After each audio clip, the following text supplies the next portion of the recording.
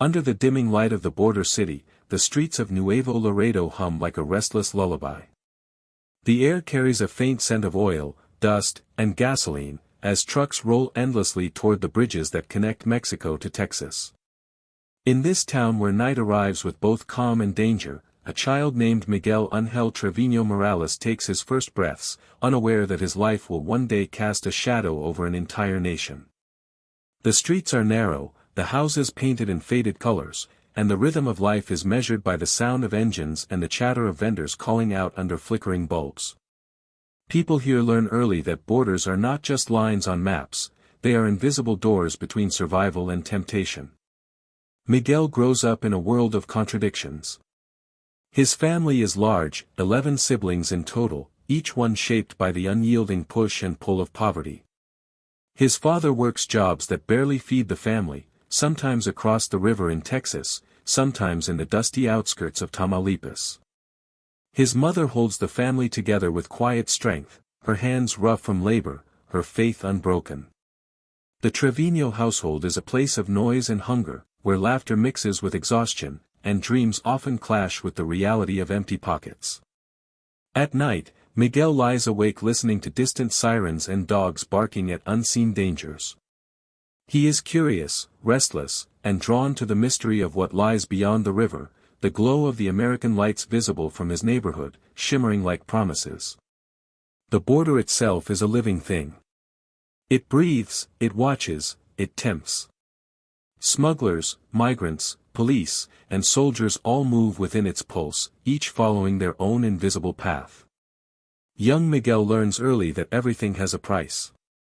He watches men return from the U.S., with crisp dollar bills, new shoes, and quiet smiles. He notices that respect in this place does not come from kindness, it comes from control. And control, he realizes, belongs to those who can navigate both worlds. His bilingual tongue becomes his hidden weapon.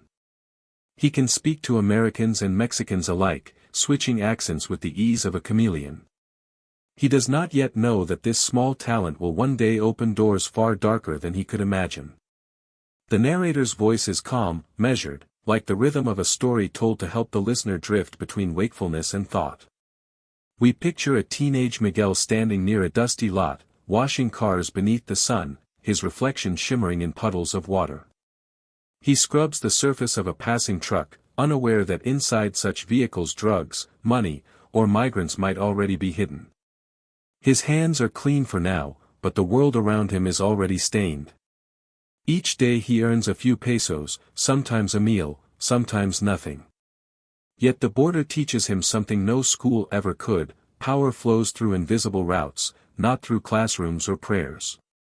As the night deepens, the city of Nuevo Laredo softens into silence. Streetlights flicker over empty roads, and the faint hum of engines fades into the distance. Somewhere in the dark, deals are being made, men are disappearing, and shipments are crossing without a trace. The young boy who once watched from doorways begins to understand that crime here is not rebellion, it is a form of survival. It is an inheritance passed quietly from one generation to the next. The older boys who once teased him now invite him to run errands, deliver messages, carry small packages. He hesitates at first, but the sight of easy money, the admiration in the eyes of his peers, and the thrill of being noticed dissolve his doubts. Every small task feels like a step into a bigger world, a world that promises freedom, respect, and the illusion of control. Miguel's eyes harden over time. He becomes sharper, quieter, observant. He studies men who move with confidence, who speak softly yet command fear. The border is changing, drug routes are expanding, the cartels are reorganizing, and the line between soldier and criminal is vanishing. In those days, whispers of a new kind of power begin to spread, a group of ex-commandos, trained killers working for the Gulf cartel, calling themselves Los Zetas. Their name is spoken with both fear and fascination. Miguel listens. He watches. Something in their precision appeals to him. They are disciplined, organized, lethal, and they seem unstoppable. For now, though, he remains on the outside. A boy among men, a shadow among ghosts. His future is still unwritten, but fate is already moving its pieces. The same streets that once echoed with his laughter will one day carry his legend. The same border that tempted him with its lights will become the artery of his empire. The same night sky that watched him dream will later witness his crimes. The calm narration invites the listener to rest, but beneath the stillness there is a quiet unease. We can almost see the young Miguel, sitting on the roof of his home, staring toward the river, his face illuminated by moonlight. He imagines a life beyond the fence, a life of power, wealth, and recognition. He cannot yet see the price. For now, there is only curiosity, the hum of distant trucks, and the first flicker of ambition in the heart of a boy who will one day be known as the Zeta Butcher. And so the night closes around Nuevo Laredo, holding its breath. A legend begins, not with violence or fame, but with a dream, a whisper, and a boy learning the language of shadows. Morning in Nuevo Laredo begins not with birdsong, but with the cough of diesel engines. The sun rises slowly over the Rio Grande, casting a pale gold over rows of modest homes built from cinder blocks and hope. The scent of dust, exhaust, and tortillas fills the air as life stirs again on the border. Somewhere amid this blend of struggle and routine, a teenage boy named Miguel Treviño Morales wipes his hands on a rag, squinting against the glare as he washes another pickup truck.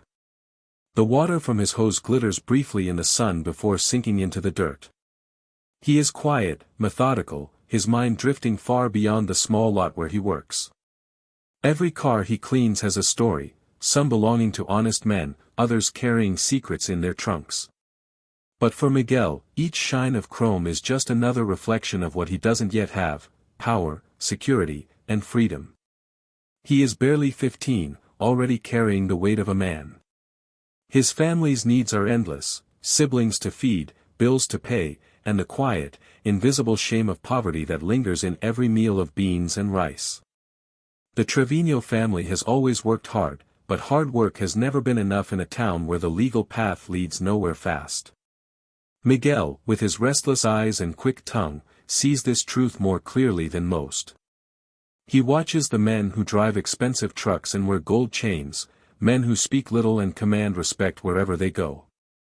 They are calm, composed, and everyone seems to step aside when they walk by. In the evenings, he hears their laughter echo from the bars and cantinas, the sound of money clinking against bottles. To a boy who's never had enough, that sound is almost hypnotic. Miguel begins running errands after work, small things at first. A message here, a delivery there.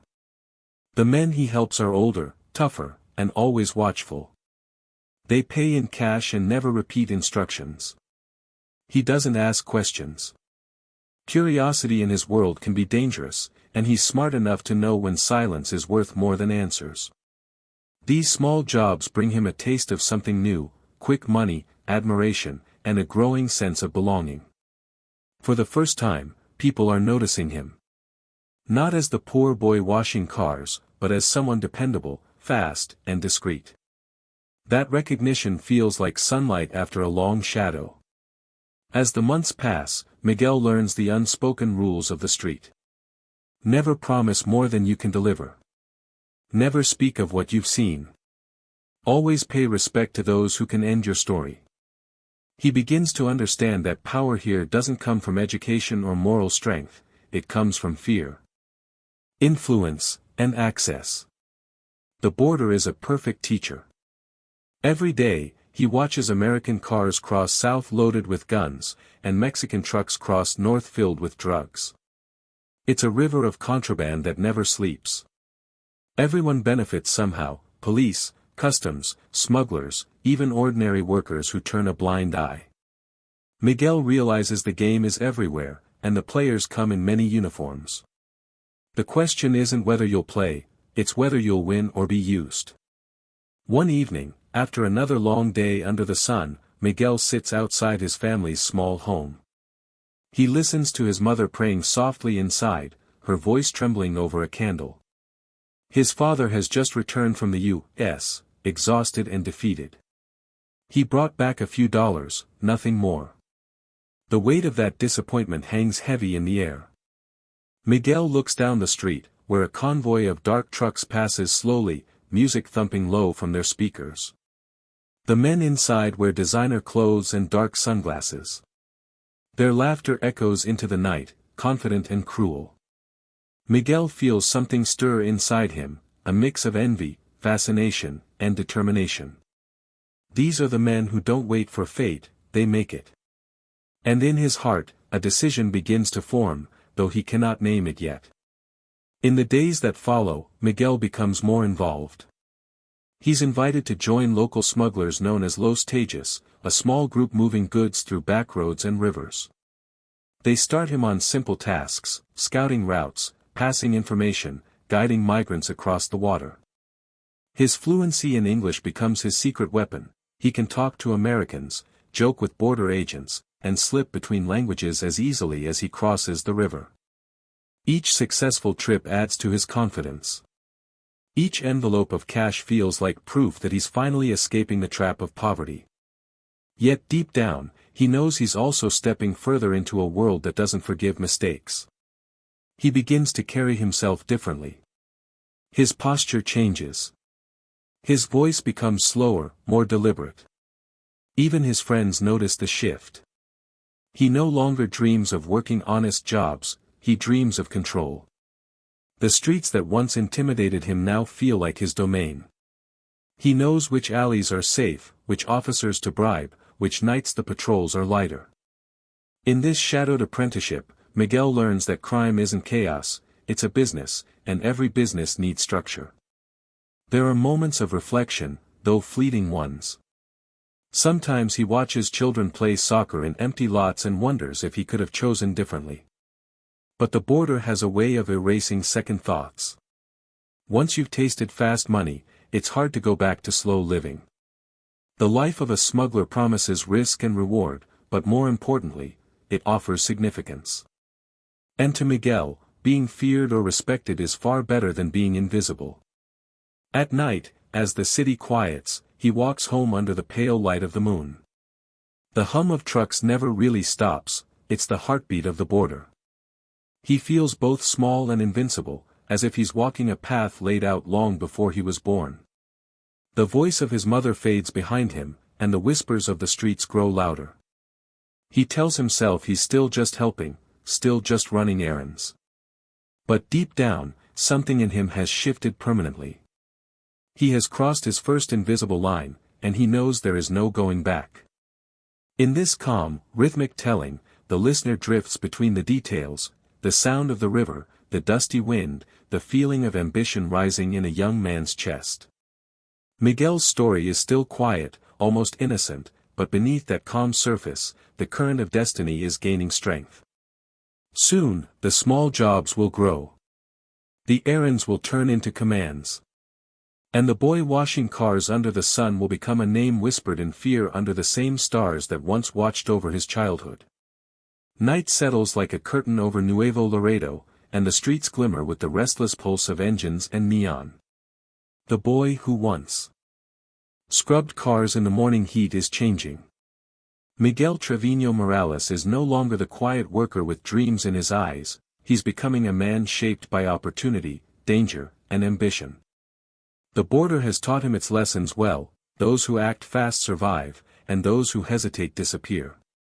Every corner whispers of money moving under the radar, smuggled fuel, counterfeit goods, and drugs hidden beneath crates of produce. For Miguel, the street is now a classroom, and the men who rule it are his teachers. It begins subtly, almost innocently. He's recruited by a local intermediary connected to the Gulf Cartel, one of the oldest and most powerful drug trafficking organizations in Mexico. They need runners, scouts, and translators, people who can cross between worlds. Miguel fits the mold perfectly. He knows the river, the back roads, the police checkpoints. More importantly, he knows how to stay calm when danger breathes down his neck. His early tasks are simple: watch for patrols, relay messages, help move migrants across the Rio Grande. But each assignment pulls him deeper into the cartel's orbit. His fluency in English becomes his passport. Soon, He's trusted to guide drivers across routes toward Texas, speaking smoothly to border guards when needed, reading their body language, knowing exactly when to look nervous and when to smile. These are not mere errands, they are tests. The cartel watches how he handles pressure, how he follows orders, how he reacts when plans go wrong. Miguel passes each trial with quiet precision. He is sharp, loyal, and fearless, qualities that don't go unnoticed. Word begins to spread, the kid from Nuevo Laredo has potential. Within months, Miguel transitions from small-time smuggler to a trusted transporter. He starts coordinating convoys of trucks moving across rural Tamaulipas, ensuring every driver knows the timing, the codes, the checkpoints. His rise is steady, deliberate. For the first time, he begins to earn serious money, thick stacks of pesos wrapped in rubber bands. With it comes respect, and with respect, a dangerous kind of pride. He buys new clothes, a better phone, a small motorbike. His family notices the change but avoids questions. In border towns, curiosity can get you killed. But this isn't just luck, it's evolution. Miguel learns that the Gulf Cartel's secret weapon isn't drugs, it's discipline. Around this time, the cartel begins using ex-military commandos to protect shipments. These men, trained by Mexico's elite special forces, form a group that will later become infamous, Los Zetas. Their leader, Heriberto Lazcano, is building an army of ruthless professionals who blend military tactics with criminal ambition. Miguel observes them carefully, their structure, their codes, their silence. He's fascinated. These aren't chaotic thugs, they're soldiers of the underworld. He senses that the future belongs to them, not to the old-school traffickers lounging in safe houses. As his network expands, Miguel gains a mentor, an older lieutenant within the Gulf Cartel who teaches him the art of balance, how to reward loyalty, when to strike fear, how to use violence not as chaos, but as communication. Violence, his mentor tells him, is a language the border understands. Miguel listens intently, absorbing each word. The boy who once washed cars now studies power like scripture. By his early 20s, Miguel is managing his own small crew. They control certain crossing points and handle protection money from independent traffickers. Every night, his world grows louder, radios crackling with coded chatter, the metallic clink of rifles, the smell of gasoline and sweat. He learns how to negotiate with corrupt officials, how to disappear witnesses, how to move shipments without attracting attention. But beneath his calm surface, a dangerous hunger grows. He doesn't want to just serve powerful men, he wants to become one. Then comes his first real test of blood. A rival smuggler schemes from cartel profits, thinking no one will notice. Miguel is ordered to handle it, quietly. He hesitates only for a moment before carrying out the command. The act is brutal, fast, and final. When it's done, he feels an unsettling calm. He doesn't flinch, he doesn't boast. To those who witness it, the message is clear, he's no longer the boy with ambition, he's a man who can be trusted with violence. The transformation is complete. From that moment, there's no turning back. He earns his nickname among the cartel's ranks, L40, a code designation marking his new position within the Zeta structure. It sounds like a number, but within their world, it carries weight, authority, and fear. He's climbing, and the higher he goes, the more ruthless he must become. Yet his manner remains composed, almost cold. To those beneath him, he's a mystery, a man who can kill without raising his voice. Meanwhile, the landscape around him changes. The Gulf Cartel's influence spreads across northern Mexico, and Los Zetas grow stronger as their paramilitary style reshapes organized crime. Miguel is at the intersection of both, part smuggler, part soldier. He becomes indispensable. He's known for his ability to coordinate, to predict law enforcement movements, to maintain control under pressure. To the cartel bosses, he's exactly what they need, intelligent, loyal, and unflinching. But something deeper stirs within him. Power, he learns, is intoxicating, but it's never enough. The taste of authority only sharpens his appetite.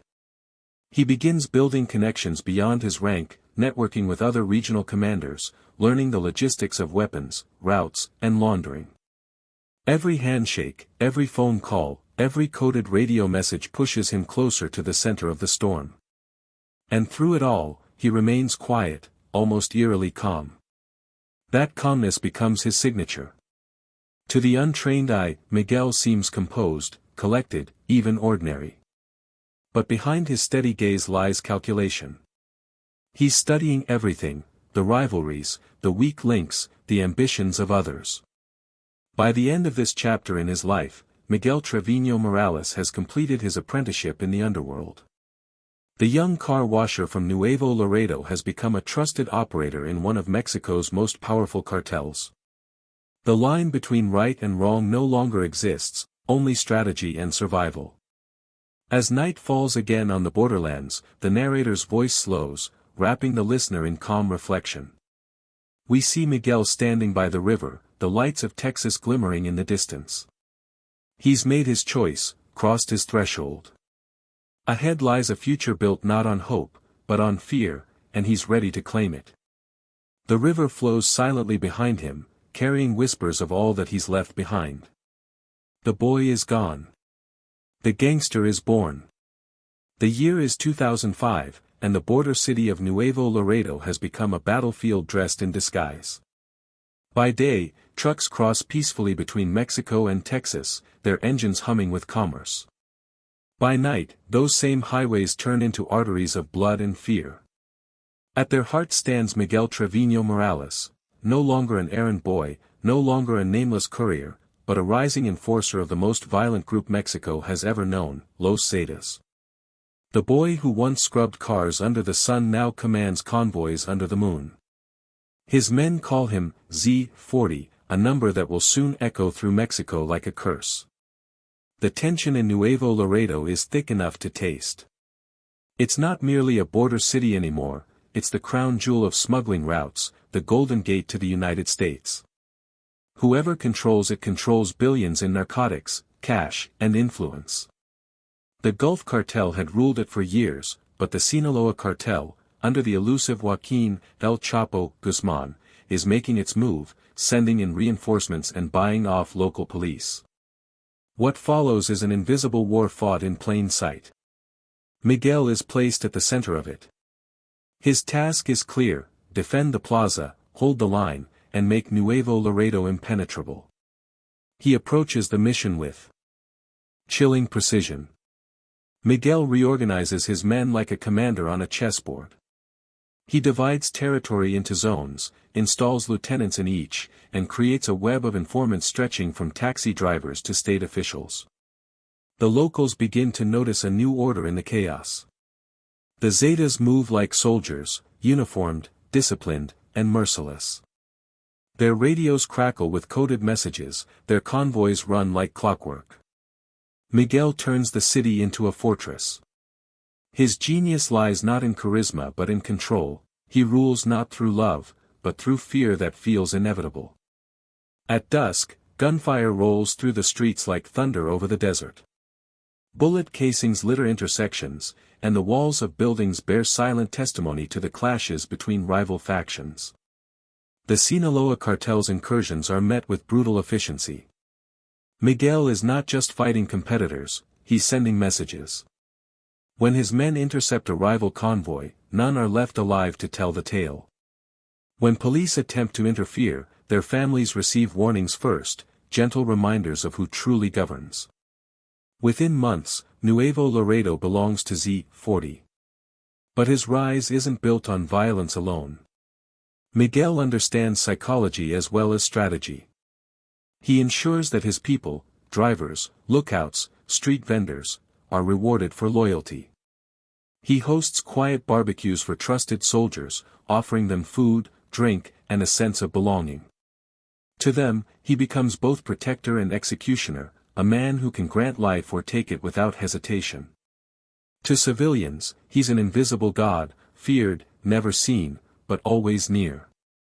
The city learns his rules. Businesses pay taxes to his organization. Journalists censor themselves. Even law enforcement bends under his shadow. Power doesn't shout, it whispers, and Miguel whispers louder than anyone else. Yet beneath the surface, there's a strange calm in him. The narrator's voice slows, drawing listeners into his inner stillness. Miguel isn't reckless like many cartel leaders. He studies each move, plans every strike, and treats violence like a ritual, a tool, not a thrill. When he drives through the streets at night, his window barely lowered, he watches his city like a guardian of hell's gates. The lights flicker across his face, revealing no emotion. Only focus. Only purpose. He begins forging connections across the border. Corrupt officials in Texas turn a blind eye to his shipments. Traffickers in Guatemala and Honduras offer new supply chains. Miguel is building something greater than a plaza, he's constructing an empire. The Rio Grande becomes a mirror, reflecting his ambition on both sides. For the first time, his name reaches beyond Tamaulipas. DEA agents, federal commanders, and journalists speak of him with a mixture of fascination and dread. They say he's different. Smarter. More calculating. And far more brutal. Still, in private moments, Miguel is said to be eerily quiet. He eats sparingly, sleeps little, and trusts almost no one. Power isolates him. Friends from his youth have vanished, some fled, others died, others joined him but live in fear of disappointing their boss. The border's silence at night feels almost sacred to him, as if it reminds him that everything he's built rests on shifting sand. Yet, he pushes forward. To hesitate is to die, and death, he believes, is a luxury only fools earn. As his grip tightens, the city begins to suffocate. Entire neighborhoods are abandoned after nightfall. The people learn to navigate the sounds of the dark, distant gunshots, engines revving, radios whispering coded numbers. For every corpse found on the roadside, a new rumor blooms. Some say Z40 doesn't sleep. Others claim he performs his own interrogations, standing calmly beside the screams. These tales spread faster than bullets, and Miguel lets them. Fear, after all, is cheaper than war. The government, slow to react, underestimates the scope of his control. When they send in federal troops, ambushes greet them. Roadblocks appear overnight, manned by men with military grade weapons and perfect coordination. The locals call them ghost patrols. Miguel's command of former soldiers gives him an advantage no traditional cartel can match. His forces move like shadows, precise, disciplined, unstoppable. For every checkpoint taken, 3 more rise elsewhere. By late 2006, Nuevo Laredo is no longer a contested zone, it's a statement of dominance. Other cartel leaders take notice, watching how Miguel operates. His reputation spreads like wildfire, the man who defended the border from giants, the man who fused military precision with criminal ruthlessness. Even within Los Zetas, some begin to see him not as a subordinate, but as a future leader. And yet, behind every rise, a storm gathers. Power, especially in the world Miguel inhabits, breeds envy and distrust. Some of his allies admire his discipline, others fear his ambition. He senses it too. In his line of work, the enemy isn't always across the river, it's often standing beside you. But for now, Miguel allows himself a rare moment of pride. He has done what few have achieved, he has turned chaos into order, darkness into dominion. As the narration softens, the listener can almost see it, the city at night, quiet but alive, ruled by invisible hands. Trucks move under starlight, their headlights cutting through the haze. Somewhere in the distance, a single man stands at the edge of a rooftop, watching his empire breathe. The wind carries the smell of dust and oil, the symbols of power and decay. He has secured the border crown, but the story is far from over. Because in the world Miguel Treviño Morales commands, peace is just the silence between two wars. The year is 2007, and Mexico's northern skies burn with a different kind of light, one born not from the sun, but from fire and muzzle flashes. The war for control of the drug routes has entered a new phase, and Miguel Treviño Morales, the man now feared as Z40, sits at the heart of it. His name carries weight, whispered in prison yards, cantinas, and police stations alike. He has done more than just conquer territory, he has redefined what it means to be a cartel boss.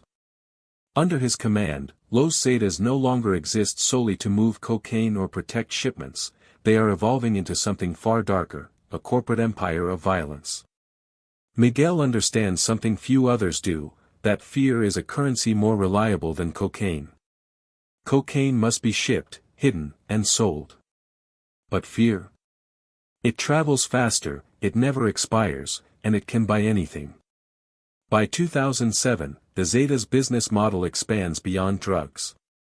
They move into human trafficking, fuel theft, illegal mining, extortion, and kidnapping.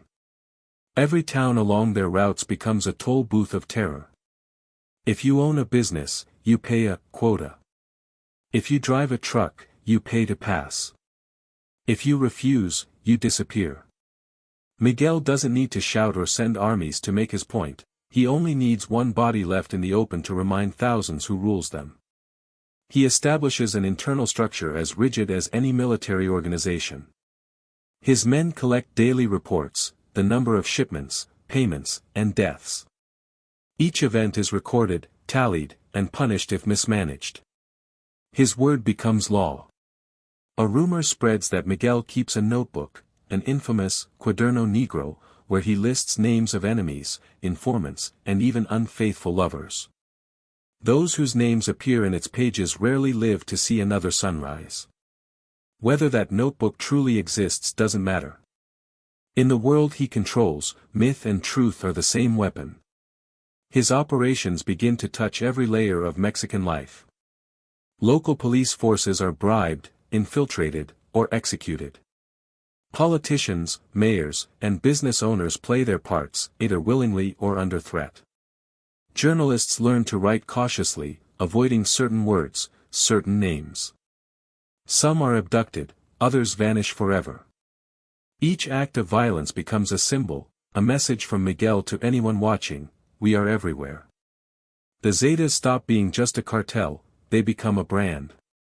The most horrifying aspect of Miguel's empire isn't its size, it's its cruelty. He oversees the development of gruesome methods designed to instill terror. The guiso, a punishment where victims are burned alive in oil barrels, becomes one of their most feared practices.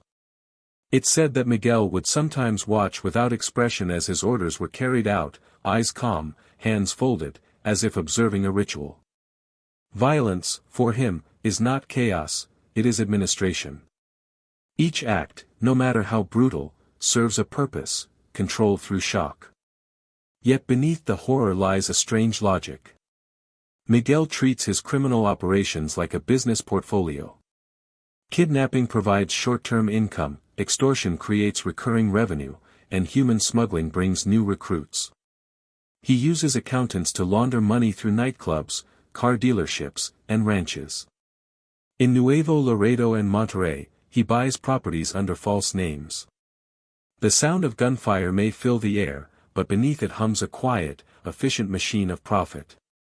Those closest to him begin to notice changes. The boy who once laughed with his brothers now trusts no one, not even family. He suspects betrayal everywhere. Meals are pre-tasted, phones are rotated daily, and meetings take place in moving vehicles. His paranoia grows in step with his power. Yet, outwardly, he remains composed, his voice never raised, his tone almost gentle. He's not the loud warlord people imagine. He's quiet, deliberate, eerily calm, the kind of calm that terrifies more than rage ever could.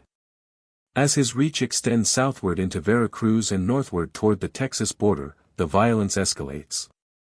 Communities are caught in the crossfire, families flee in silence, leaving behind ghost towns.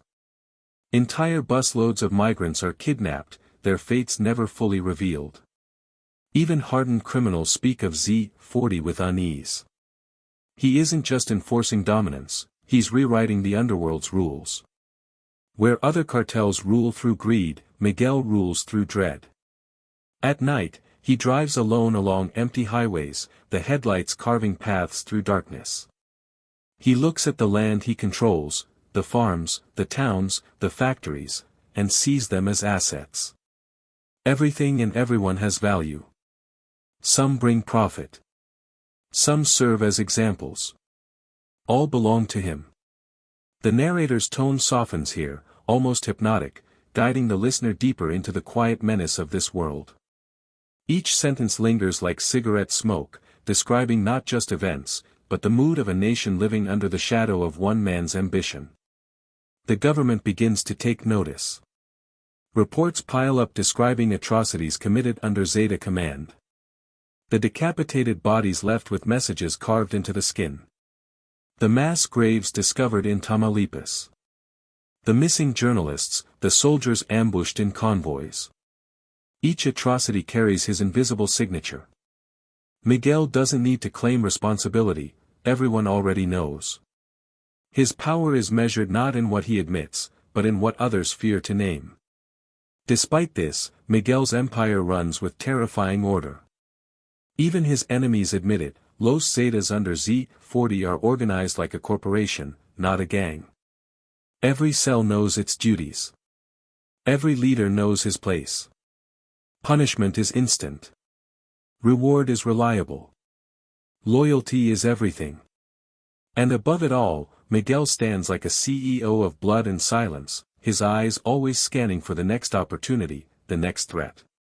But every empire built on terror carries within it the seeds of its own destruction. His brutality begins to alienate allies. Older Gulf cartel leaders see him as uncontrollable, too unpredictable, too savage. Rival groups unite against the Zetas, while government forces intensify their pursuit. Miguel's brilliance is also his curse, he cannot stop expanding, cannot stop tightening his grip. The tighter he holds the reins, the more his men fear him. And fear, he'll soon learn, is loyal only until it finds a stronger master.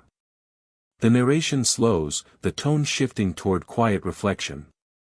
The listener can almost feel the weight pressing down on Miguel's world, the exhaustion of endless control, the insomnia that comes from ruling through terror. We imagine him standing on a hill overlooking Nuevo Laredo, cigarette glowing in the dark, the lights of his empire spread out below. He's achieved everything he once dreamed of, wealth, respect, power. But what he doesn't yet see is that his empire's foundations are cracking beneath him. For now, however, he remains untouchable. The butcher of Mexico has found his rhythm, turning violence into business and fear into profit. The city sleeps uneasily beneath his gaze, its streets washed in silence. And as the narrator's voice fades into calm darkness, one thought lingers: when a man builds an empire from terror, he must live inside that terror forever. The storm he commands will one day turn back toward him, but not yet. Not tonight. Tonight, the border is quiet, and Z40 still reigns. The world Miguel Treviño Morales built in blood had, by 2008, become something almost mythical. Whispers of his cruelty traveled farther than his shipments of cocaine. To the common people, he was more ghost than man, an unseen hand whose reach could crush, burn, or erase without warning. His soldiers, the Zetas, no longer needed to introduce themselves. Their reputation arrived long before they did. The sound of their engines, the rhythm of their radios, the masks they wore, each had become a language of terror. And at the top of this silent orchestra sat Miguel, Z40, the conductor of fear. He understood better than anyone that terror could be controlled, measured, and weaponized. For Miguel, violence wasn't simply an act of rage, it was policy. Where rival cartels used guns to win battles, he used horror to win minds. He realized that if people were afraid enough, they would obey without question. A single act of cruelty could replace 1,000 guards. It was efficient, predictable, profitable. And so, Under his rule, Los Zetas became something the world had never seen before, a cartel that treated violence as brand identity. Each murder was not just a message, but a signature. When his men left bodies hanging from bridges, or lined the highways with decapitated victims, it wasn't random. It was strategy. The brutality was calculated to dominate headlines, silence witnesses, and terrify entire regions into submission.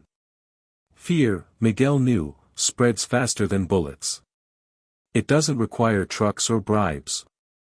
It lives in imagination, and imagination never sleeps. The guiso became the most infamous ritual of his regime. The word meant stew, but in the hands of Los Zetas, it became something monstrous. Victims, rivals, informants, or those who refused to pay, were placed inside oil drums, doused with fuel, and burned alive until nothing remained but ash. Miguel didn't invent it, but he perfected it. It was said that he'd sometimes order these acts as lessons, ensuring his men understood that disobedience was not an error, it was an ending. Stories spread that he would arrive at crime scenes afterward, quiet, calm, inspecting what remained. Whether those stories were true hardly mattered. What mattered was that everyone believed them. That belief became the pulse of his authority. The Zetas didn't just kill, they made people disappear from memory itself. Mothers stopped asking questions. Police stopped writing reports. Even the church stopped naming the dead during Mass. Under Miguel's guidance, this machinery of horror became self-sustaining. Each cell leader within Los Zetas learned the formula: capture, torture, display. The spectacle wasn't for entertainment, it was theater of control. They would record their acts on shaky handheld cameras, upload them anonymously, and let fear do the rest. People didn't need to see Miguel's face to feel his presence. He existed in the silence after the news, in the eyes that refused to look at passing trucks, in the sudden quiet that fell when strangers asked too many questions. And yet, to those who served directly. Under him, Miguel was strangely composed. His men described him as polite, articulate, even humble in private. He didn't shout. He didn't boast. He gave orders with the calm certainty of someone explaining routine tasks. To him, cruelty wasn't personal, it was operational. It was a necessary system to maintain discipline. He could discuss logistics of drug routes in one breath and executions in the next, never altering his tone. To outsiders, this cold detachment made him monstrous. To his followers, it made him godlike. He introduced a code among his soldiers, a distorted morality that justified their actions. Betrayal was sin. Weakness was failure. Mercy was treason. They called him El Patron del Miedo, the boss of fear. He rewarded loyalty with money, cars, and women, but he rewarded obedience with survival. To be alive in his world was proof of submission. The men who once joined Los Zetas for wealth now stayed for fear of leaving. Each member was both executioner and prisoner, bound by terror that Miguel himself had designed. Outside his immediate circle, the terror multiplied. Entire regions fell under Zeta control. Businesses paid protection money not just to survive, but to avoid becoming examples. In some towns, Zeta banners hung from overpasses, mocking the government's weakness. "We are here," they read. "We are watching." For civilians, the only safety lay in silence. The mere mention of Z40's name could draw attention, and attention was fatal. Parents warned children not to speak it aloud. The name became a ghost in every conversation, present, but never spoken. Internationally, Miguel's infamy began to spread. The United States Drug Enforcement Administration started tracking the Zetas' activities with increasing alarm. Reports described a cartel that had turned organized crime into urban warfare. What shocked investigators most wasn't the scale of their drug operations, it was the precision of their terror. Intelligence briefings called them a paramilitary death corporation. Miguel read those reports himself through his contacts and smiled. The fear of governments was just another victory. At night, he would sometimes ride with his convoy, headlights slicing through the dark. His men followed in formation, an army without uniforms, their engines humming in rhythm. To see them pass was to glimpse the empire of shadows he had built. And in those quiet moments, under a sky without stars, Miguel felt something close to satisfaction. He had mastered fear. He didn't need armies to occupy cities, he only needed people to believe resistance was impossible. But power fed on itself. The more control he exerted, the more violence he needed to sustain it. He began to demand harsher punishments, more public displays. A local gang might fail to pay tribute, and an entire village would suffer. Innocence no longer mattered. Fear was the only currency that counted. The line between message and massacre vanished. Even his own men started whispering about his cruelty, about how he seemed untouched by humanity. They said that Z-40 didn't just kill, he erased. Still, there was method in his madness. Every act of terror brought him closer to total domination. Rivals fled or submitted. Politicians complied. The press was silenced. The Mexican government, overwhelmed by corruption and fear, found itself facing an enemy it couldn't predict. Miguel had turned violence into governance. Cities under Zeta rule ran on his laws, strict, brutal, absolute. And yet, for all his control, something in him was shifting. Isolation crept in like fog. The more people feared him, the less he could trust them. He changed phones daily, moved safehouses weekly, and slept surrounded by armed guards who feared to meet his eyes. He was master of a world he could never rest in. Power had made him untouchable, but it had also made him alone. The narrator's tone softens now, drifting into that uneasy quiet between fear and reflection. We imagine Miguel standing beside a black SUV, cigarette glowing faintly in the dark, his face illuminated for just a moment by the ember. Around him lies a kingdom of silence, cities frozen in fear, soldiers waiting for orders, families praying for dawn. He has become the architect of nightmares, but he feels nothing. The night is endless, and the world he rules is built entirely on shadows. For the listener, the story moves like a slow descent into darkness, gentle in tone, relentless in detail. This is not chaos, it is order made from cruelty. Miguel Treviño Morales has perfected the science of fear. But in doing so, he has sealed his fate. Because when a man builds his empire on terror, he must live in constant terror himself. The line between master and monster blurs, and somewhere in the distance, the echoes of his own darkness begin to return. By the time the clock turned to 2010, Miguel Treviño Morales was no longer just a regional commander, he was a storm contained inside a man. His name carried weight not only in Nuevo Laredo but across the entire northern corridor of Mexico. Yet for all his growing empire, something began to fracture beneath the surface.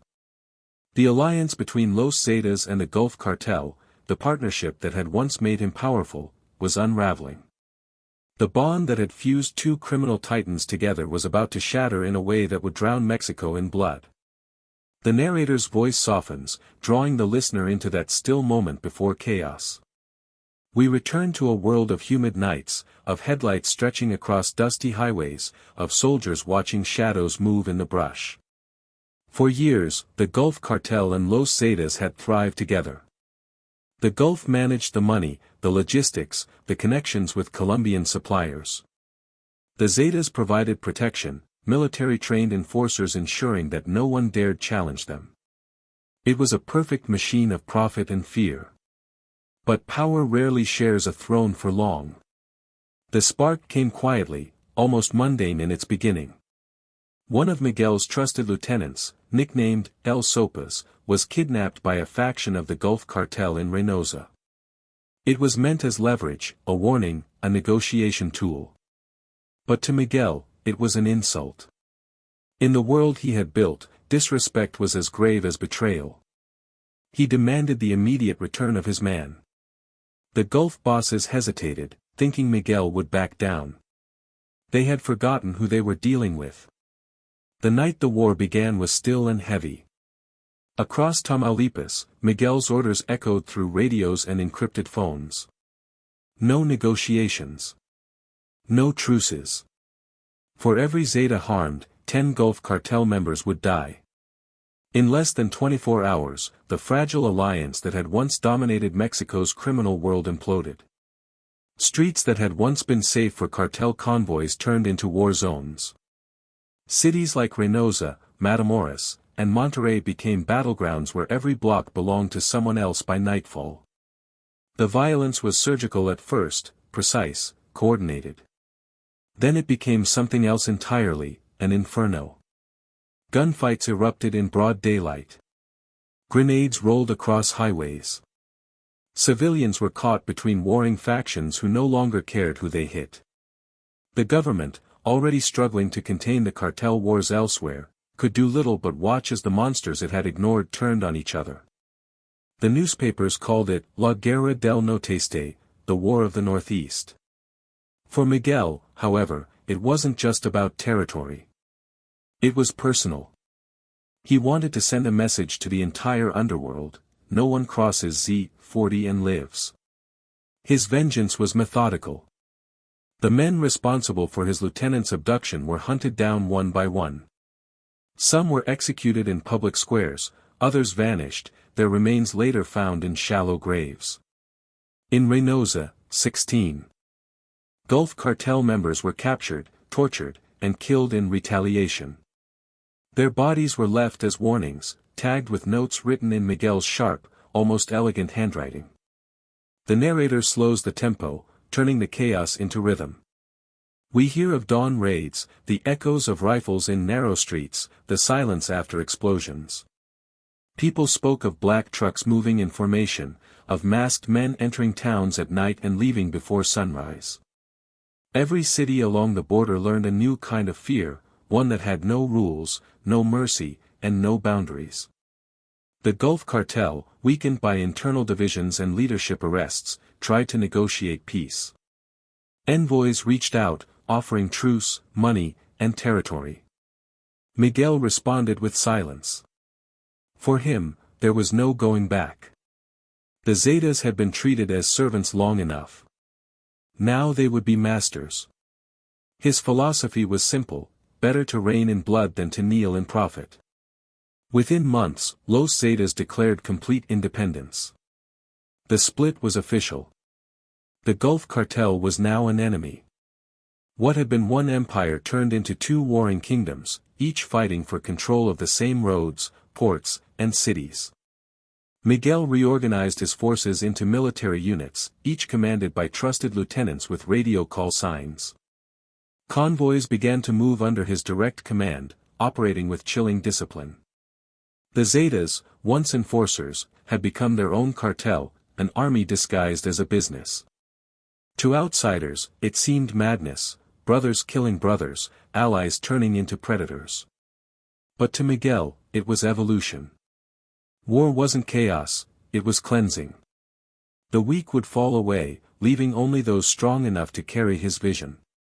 He believed the old codes of the cartel world, respect, loyalty, negotiation, were relics. The new era belonged to fear. And fear was his domain. Reports of atrocities grew. Entire towns emptied overnight. Mass executions became weekly events. Civilians disappeared by the dozens, their fates swallowed by the darkness. The Zetas left their calling card wherever they went, black banners with white letters proclaiming allegiance to Z40. They didn't hide their crimes, they advertised them. To them, terror was the purest form of marketing. The Gulf Cartel tried to respond in kind, but their structure was too fragmented, their leaders too exposed. Miguel's machine, brutal and disciplined, tore through them like a wildfire consuming dry grass. Behind every headline, though, Miguel remained invisible.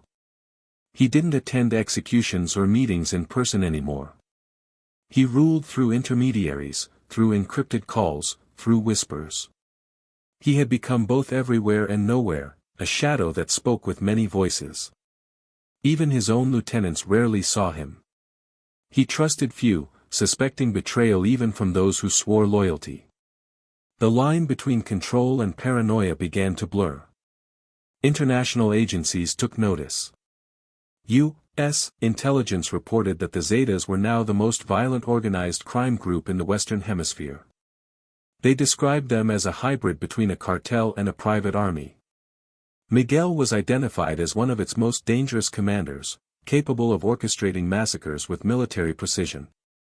His face, once known only in rumor, appeared on wanted posters across both sides of the border. $5 million became the price for his capture, but to his men, he was priceless.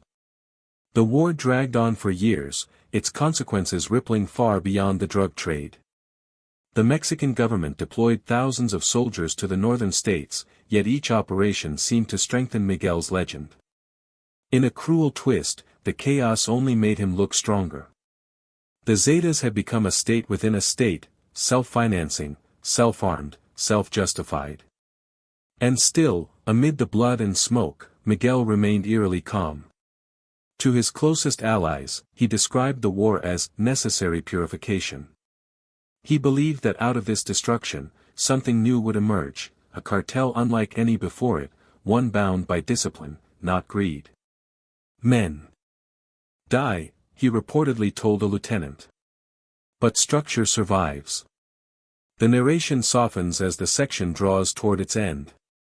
The listener is left with the image of a land scarred by firelight, a sky bruised with smoke, and a man sitting alone in the dark, listening to radio reports of battles he started but no longer needs to fight. In the distance, the hum of engines fades, replaced by silence. The alliance that once built his empire is gone forever. The world has been divided by his hand. And as the last embers burn across Tamaulipas, one truth becomes clear: Miguel Treviño Morales has transformed from soldier to sovereign. He has unleashed a war that no one can contain, not the government, not his rivals, not even himself. What began as vengeance has become evolution. And somewhere in that transformation, Miguel has crossed the point of no return. By 2008 and 2009, as Mexico's cartel landscape convulsed with violence, Miguel Treviño Morales, Z40, was no longer just a border boss. He had become a strategist of terror, orchestrating operations that stretched far beyond Nuevo Laredo and Tamaulipas. The once regional enforcer now controlled corridors that reached deep into Central America, where the Zetas' influence fused with local criminal groups. The United States had put a price on his head, but Miguel was not hiding. He was expanding. The narrator's voice draws the listener slowly into this next chapter, calm but filled with weight. Imagine a map of Mexico spread beneath dim light, red lines drawn southward toward Guatemala, Belize, and Honduras.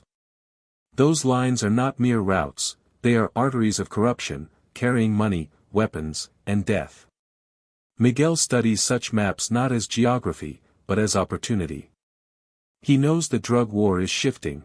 Cocaine no longer flows solely from Colombia through the Gulf ports, it now moves across land, through jungles and rivers, and into the hands of men like him. And in this changing order, the Zetas must become more than a cartel. They must become an institution. Miguel sees Guatemala as his next frontier. The country is strategically placed between South America's suppliers and Mexico's distribution networks. Its mountains hide clandestine airstrips, its rural regions teem with desperate men eager to earn in days what they'd make in years. More importantly, its government is weak, its borders porous. It is, in every sense, fertile ground for empire. In early 2008, Miguel begins sending envoys to establish alliances. He negotiates through intermediaries, cultivating relationships with local gangs like the Cables, former Guatemalan commandos trained in counterinsurgency, men with a reputation for brutality that mirrors his own. They understand each other instantly. What he offers them is wealth and purpose, what they offer him is an army. Within months, Guatemalan towns near the Mexican border begin whispering of strange convoys, men dressed in military gear, speaking Mexican Spanish, moving with the precision of soldiers. But diplomacy is not enough for Z40. He believes every new territory must be baptized in blood before it can truly belong to him. So he orders the execution of rival traffickers allied with other Mexican cartels. One of the most infamous incidents comes in 2008, when Guatemalan authorities discover the charred remains of 11 people near the town of Zacapa. It is later linked to a conflict between the Zetas and local drug clan leader Juan José Juancho Leon Arden. Leon is killed along with his bodyguards, his entire operation erased overnight. The message is unmistakable: Guatemala now belongs to Miguel Treviño Morales. The narrator's tone remains soft, even as the story turns darker. The listener can almost hear the buzz of tropical insects, the crackle of a radio deep in the jungle, the distant hum of an aircraft carrying cocaine. In these humid forests, Miguel's reach takes root like vines. He installs regional commanders, creates safe houses, and builds alliances with corrupt police and politicians. Money flows north, corpses sink into rivers, and fear spreads quietly from village to village. The empire that began in the dust of Nuevo Laredo now breathes through the jungles of Central America. From his base in northern Mexico, Miguel orchestrates everything remotely. His communication style is clinical, short, coded, efficient. He no longer thinks in terms of towns or states, he thinks in terms of supply chains.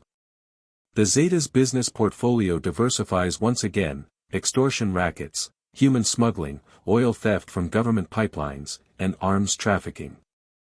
The line between organized crime and organized warfare blurs entirely. Where governments fail to rule, Miguel fills the void. In some regions, his men provide more security than the police, at a price. He is not just commanding a cartel anymore, he is building a shadow state. International agencies begin to notice the shift. Intelligence reports describe a southern expansion unlike anything seen before.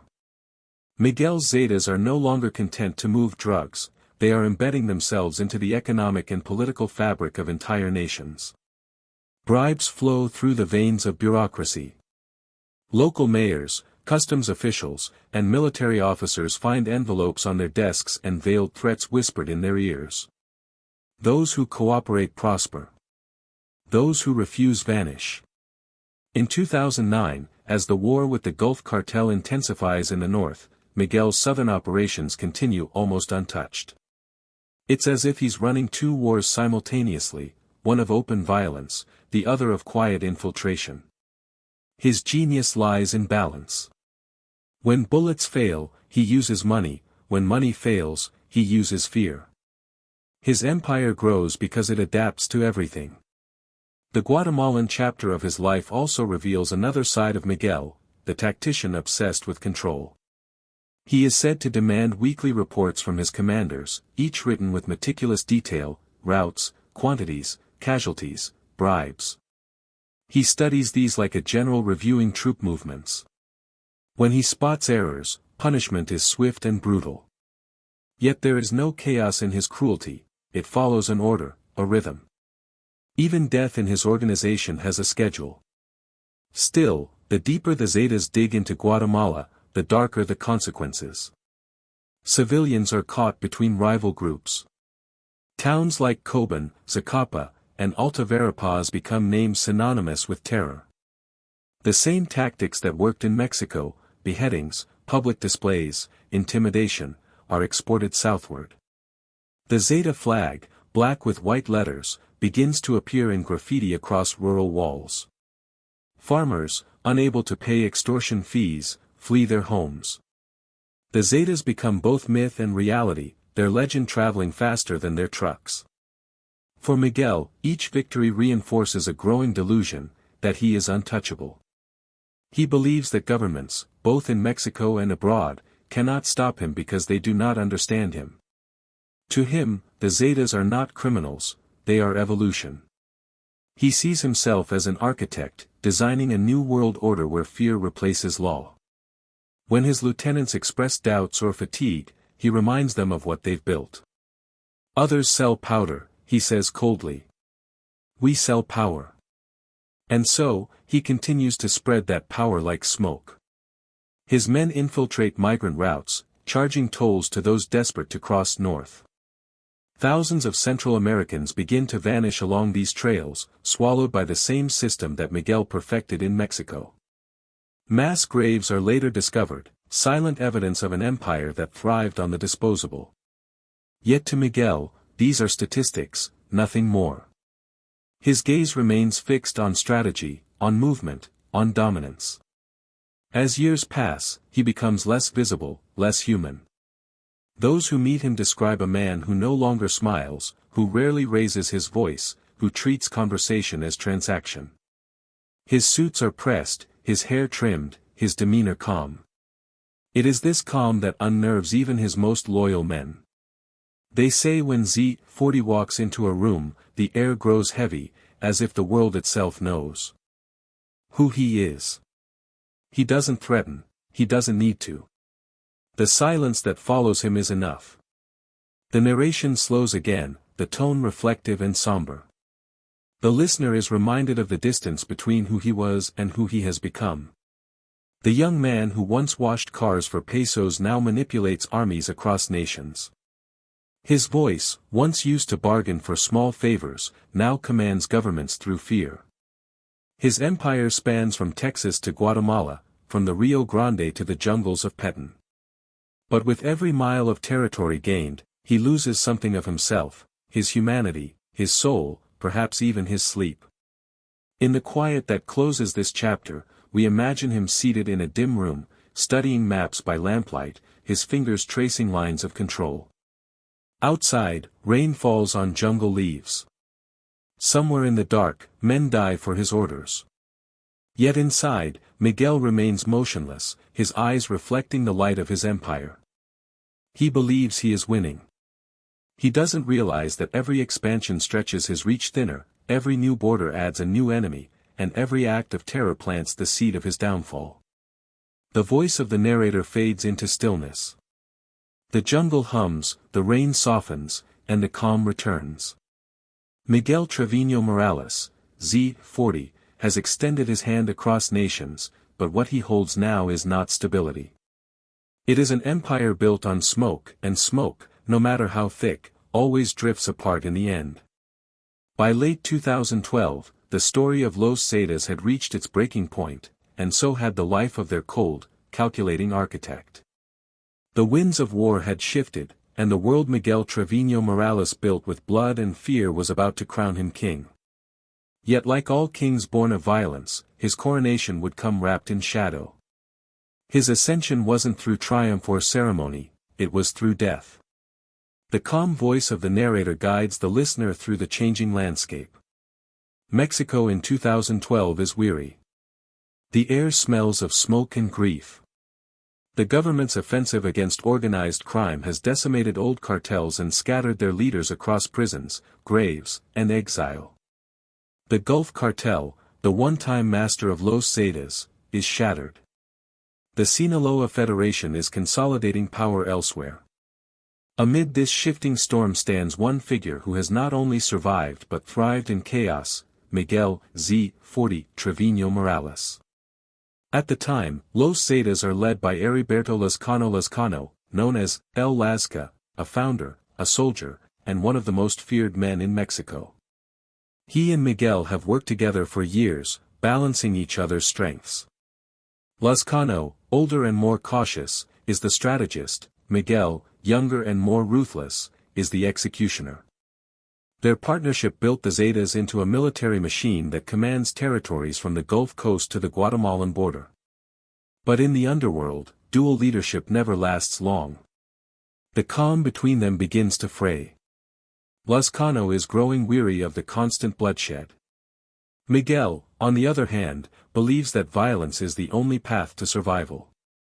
The division starts quietly, like a hairline crack in glass. Lazcano favors negotiation with rival cartels, maintaining balance to keep business running smoothly. Miguel sees compromise as weakness. He mocks the idea of diplomacy. To him, power must be absolute or it is nothing. This difference festers into silent tension. Each man begins to build his own loyal faction within the organization, Lazcano's men call him El Verdugo, the executioner, while Miguel's followers whisper Z40 with reverence and fear. In early October 2012, Lazcano attends a baseball game in Coahuila, a quiet evening that will mark the end of an era. Government forces, acting on intelligence, intercept him. In the brief firefight that follows, Lazcano is killed. His body is taken, then stolen back from the morgue under mysterious circumstances. The news spreads like wildfire. Heriberto Lazcano, the ghostly founder of Los Zetas, is dead. No one claims responsibility for the body's disappearance, though rumors swirl that Miguel himself ordered it removed. Some say it was to honor his mentor. Others say it was to erase him. Whatever the truth, the message is unmistakable: there is only one Zeta now. The narrator's tone grows soft, deliberate. We can almost hear the silence that follows Lazcano's death, the calm before Miguel steps fully into power. He does not make speeches, he does not hold meetings. He ascends like smoke, quietly, inevitably.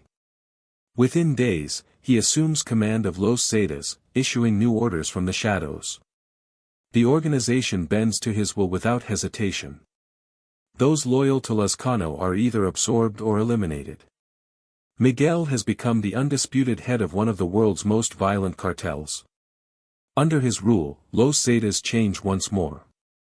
Lazcano's structured hierarchy gives way to Miguel's obsession with control. He centralizes power, demanding personal approval for all major operations. Every kidnapping, every shipment, every hit must pass through his network. The efficiency that once made the Zetas unstoppable begins to warp into paranoia. Yet from the outside, the group seems stronger than ever. Their reach spans more than half of Mexico. They command routes through Central America, run extortion rackets, and launder millions through front companies. Miguel becomes both a symbol and a myth. He rarely appears in public, communicating through encrypted radios and couriers. His orders are relayed in codes that only a few understand. Those who meet him describe a man transformed, no longer human, but a presence. He is calm, eerily polite, almost detached. His voice is soft, his tone even, but every word carries weight. When he speaks, men obey immediately, not out of loyalty, but out of instinctual fear. The Mexican and U.S. governments mark his rise as a turning point. With Lazcano's death, Miguel's reign ushers in a new level of savagery. Even among criminals, Los Zetas under Z40 are considered excessive. He institutionalizes public executions, making examples of police chiefs, journalists, and anyone who defies him. In Veracruz, entire police departments go missing overnight. In Coahuila, towns are evacuated as families flee the violence. Yet amid this terror, Miguel remains invisible, an emperor of absence. The narrator pauses, allowing the listener to feel the contrast, a man who commands armies, yet walks unseen. The legend of Z40 begins to take on supernatural qualities. People claim he never travels the same route twice, that he uses doubles, that he can sense betrayal before it happens. These stories, though exaggerated, serve his purpose perfectly. They feed the myth. Fear becomes not just a weapon, but a shield. Inside the organization, however, cracks are beginning to form. Miguel's obsession with control breeds resentment among his lieutenants. Many of them, veterans from Lazcano's era, are frustrated by his paranoia. Every move requires approval. Every operation is scrutinized. Mistakes are punished with death. Trust erodes. The Zetas, once a unified force, begin to splinter into factions, some loyal to Z40, others nostalgic for Lazcano's more structured leadership. Miguel senses it, of course. He tightens his grip, issuing purges, replacing commanders, and consolidating his hold over the cartel's most profitable regions, Nuevo León, Coahuila, Tamaulipas, and Veracruz.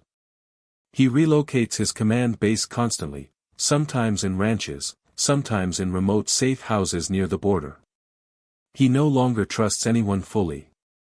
Even his family members are watched. He moves like a shadow, existing everywhere and nowhere at once.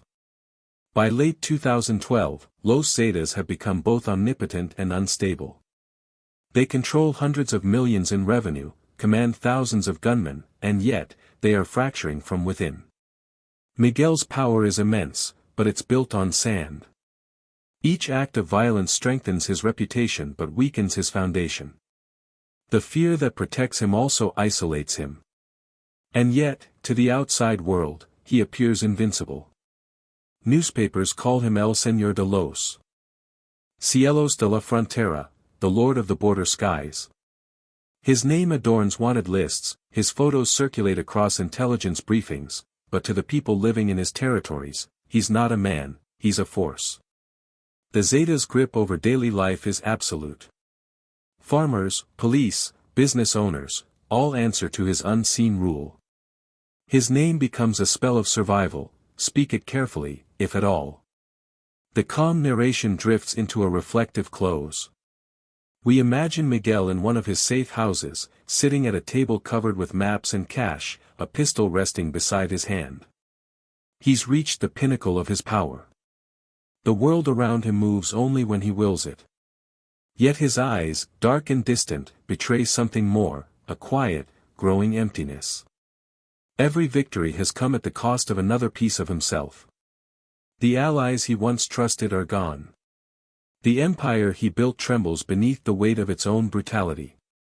He is the king now, the supreme commander of Los Zetas, the architect of an empire of fear.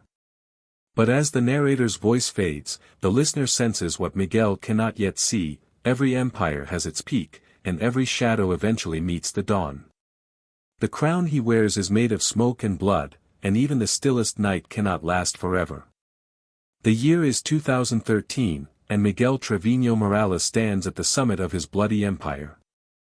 The winds that sweep across northern Mexico carry not just dust and heat, but the weight of a man's power, cold, precise, and absolute.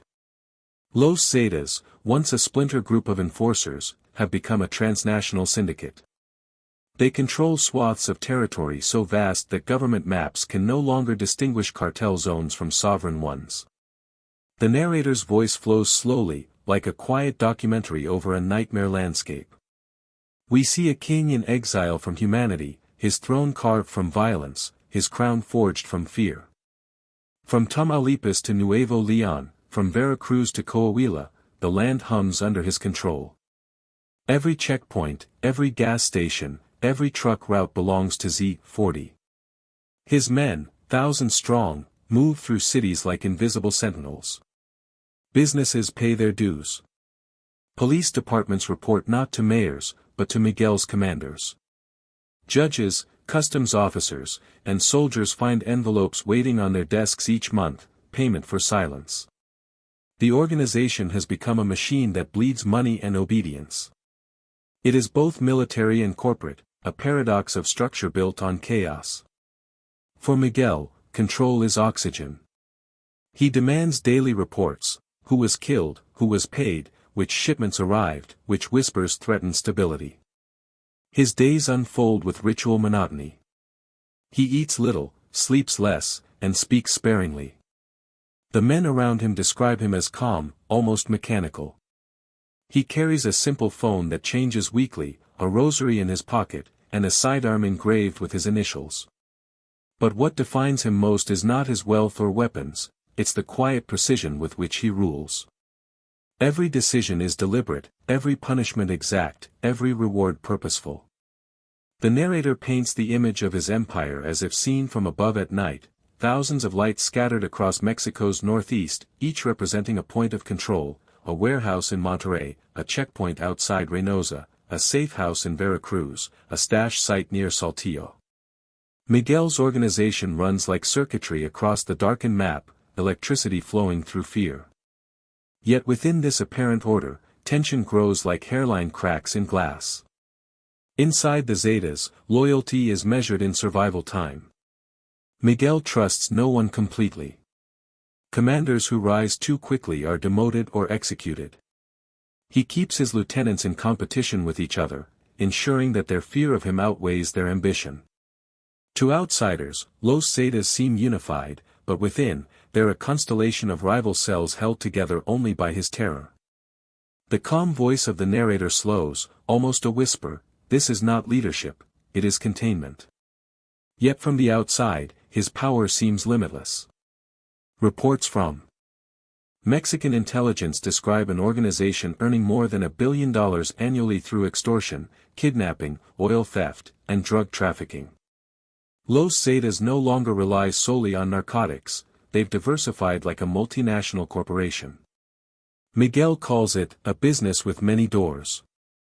Each door opens to profit, one to methamphetamine routes, one to human trafficking, another to black market petroleum siphoned from Pemex pipelines. Every peso flows upward, to him, the unseen shareholder of fear. He oversees it all with mathematical focus. Meetings with accountants and middlemen happen in safe houses, where computers hum beside piles of cash. His men count dollars as soldiers count bullets. It is said that he measures success not in kilograms or profit margins, but in the silence of his territories, silence meaning obedience, obedience meaning control. But power of this scale carries its own gravity.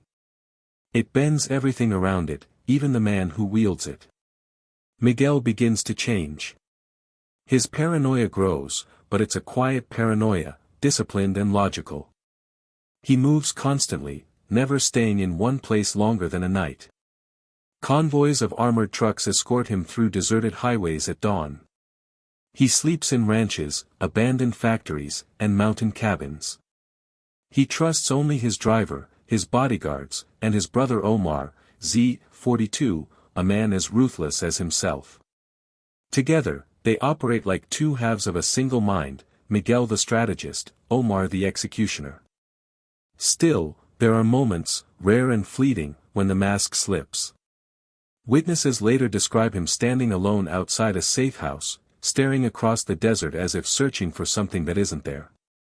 The horizon stretches endlessly, the air thick with heat. He has everything a man could want, money, soldiers, power, but none of it fills the hollow that has replaced his humanity. The narrator lingers on this image, a king surrounded by silence, his own creation now suffocating him. In the cities under his control, the people live in uneasy routine. They know the rules. Curfews are unspoken but understood. Paying the quota, the Zeta tax, means survival. Not paying means disappearance. Business owners pass envelopes in quiet gratitude for being left alone. Families pray without speaking names. Children grow up learning which streets to avoid, which cars not to look at, which men to never question. For them, Z40 is not a man, it's a season, a natural disaster that has no end. Meanwhile, Miguel's empire begins to attract the wrong kind of attention. The Mexican Marines, backed by U.S. intelligence, tighten their operations. Drones, surveillance planes, and informants slowly close in. Miguel knows this, yet he believes himself beyond capture. He has bought too many officials, corrupted too many systems. In his mind, governments are just another business model, predictable, greedy, weak. But the machinery of justice, once slow, has begun to move with new precision. Within the Zetas, fractures deepen. Some lieutenants whisper about Miguel's growing isolation. Others plot quietly, forming alliances with rivals or government forces. The once mighty hierarchy trembles.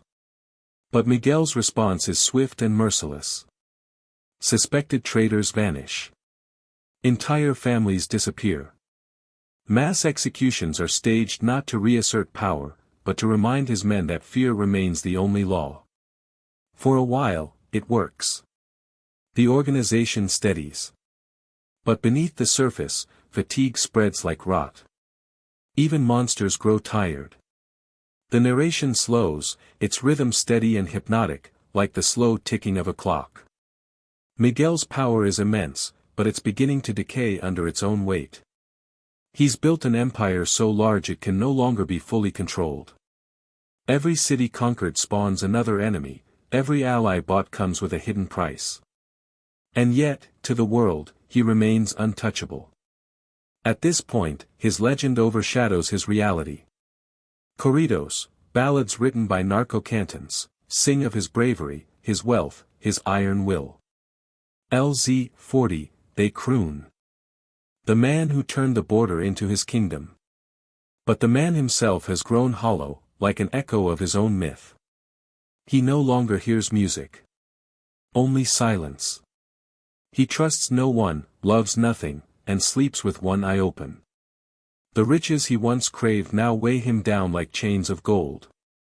The narrator paints a final image for this section. Somewhere deep in Coahuila, in a guarded compound lit by dim yellow bulbs, Miguel sits at a wooden table covered with maps and receipts. Around him stand armed men, waiting for orders. Outside, the night hums with crickets and distant gunfire. He leans back, expression unreadable, a cigarette burning slowly between his fingers.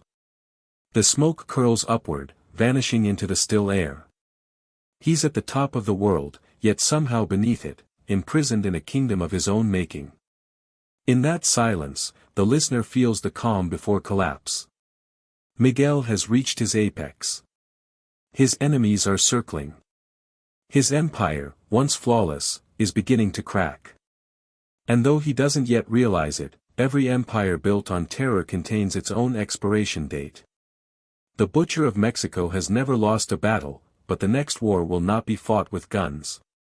It will be fought within, between the man he was, the monster he became, and the ghosts of everything he destroyed to sit upon his throne. The borderlands of Mexico in early 2013 carried a stillness that felt unnatural, a deceptive calm before collapse. The roar of gunfire had quieted, but only because the screams had grown silent. Miguel Treviño Morales, Z40, stood atop the peak of his empire, but something in the air had shifted. His lieutenants no longer spoke with the same certainty, his soldiers no longer looked him directly in the eye, and his once flawless organization had begun to tremble from within. The machine he had built with ruthless precision was breaking down, not from the outside, but from the inside, from fear, greed, and betrayal. The narrator's voice moves slowly, steady as breath, carrying us deeper into the corridors of paranoia that now surround Miguel. His empire is still vast, his power still unquestioned, but its structure has started to corrode. The Zetas, once a disciplined army, have become a patchwork of factions. Each regional commander, the plaza boss, now rules their city like a fiefdom, loyal not to Miguel's ideals, but to their own survival. They still invoke his name, but in whispers, and not always with respect. Miguel can sense the shift. He feels it in the pauses during conversations, in the hesitations when his orders are relayed. Every silence sounds like treachery. Every shadow holds a threat. Paranoia becomes his companion, whispering louder than any advisor.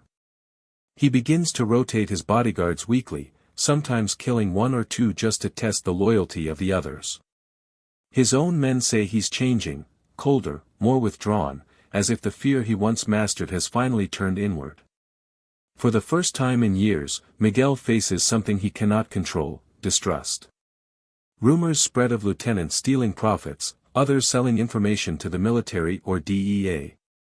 The most dangerous whisper of all is betrayal within his own bloodline, brothers and cousins with ambitions of their own. The narrator's tone lowers, calm but weighted, like a story told in the dark. When empires rot, they do not crumble in battle, they decay from whispers and suspicion. Inside his organization, everyone knows what happens to traitors. Miguel's method of discipline is infamous, public execution, often recorded and circulated to the rest of his command as a reminder of loyalty's price. But now, the killings have become frequent, almost frantic. Men disappear for the smallest mistakes. Commanders are replaced overnight, their successors trembling during their promotion. It is said that Miguel stopped trusting the word amigo, friend, because in his world, friendship had become camouflage for treachery. In Nuevo Laredo, where his power was born, fractures become visible. Local bosses begin ignoring central orders, forming their own mini-empires under the Zeta name. The discipline that once made the organization fearsome begins to unravel. Some commanders, fearing Miguel's wrath, defect to rival cartels like the Gulf or Sinaloa, trading information for protection. Others simply vanish. The organization that once prided itself on structure and loyalty is dissolving into chaos. Miguel's response is swift, brutal, and personal. He launches an internal cleansing campaign, a purge designed to root out disloyalty. Convoys sweep through towns, picking up suspected traitors. Some are interrogated for hours, others are executed immediately.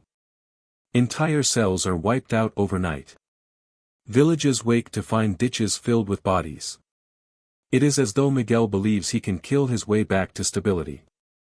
But with each corpse, he only deepens the fracture. The more he punishes, the more fear replaces loyalty, and fear, as he once taught, is loyal to no one.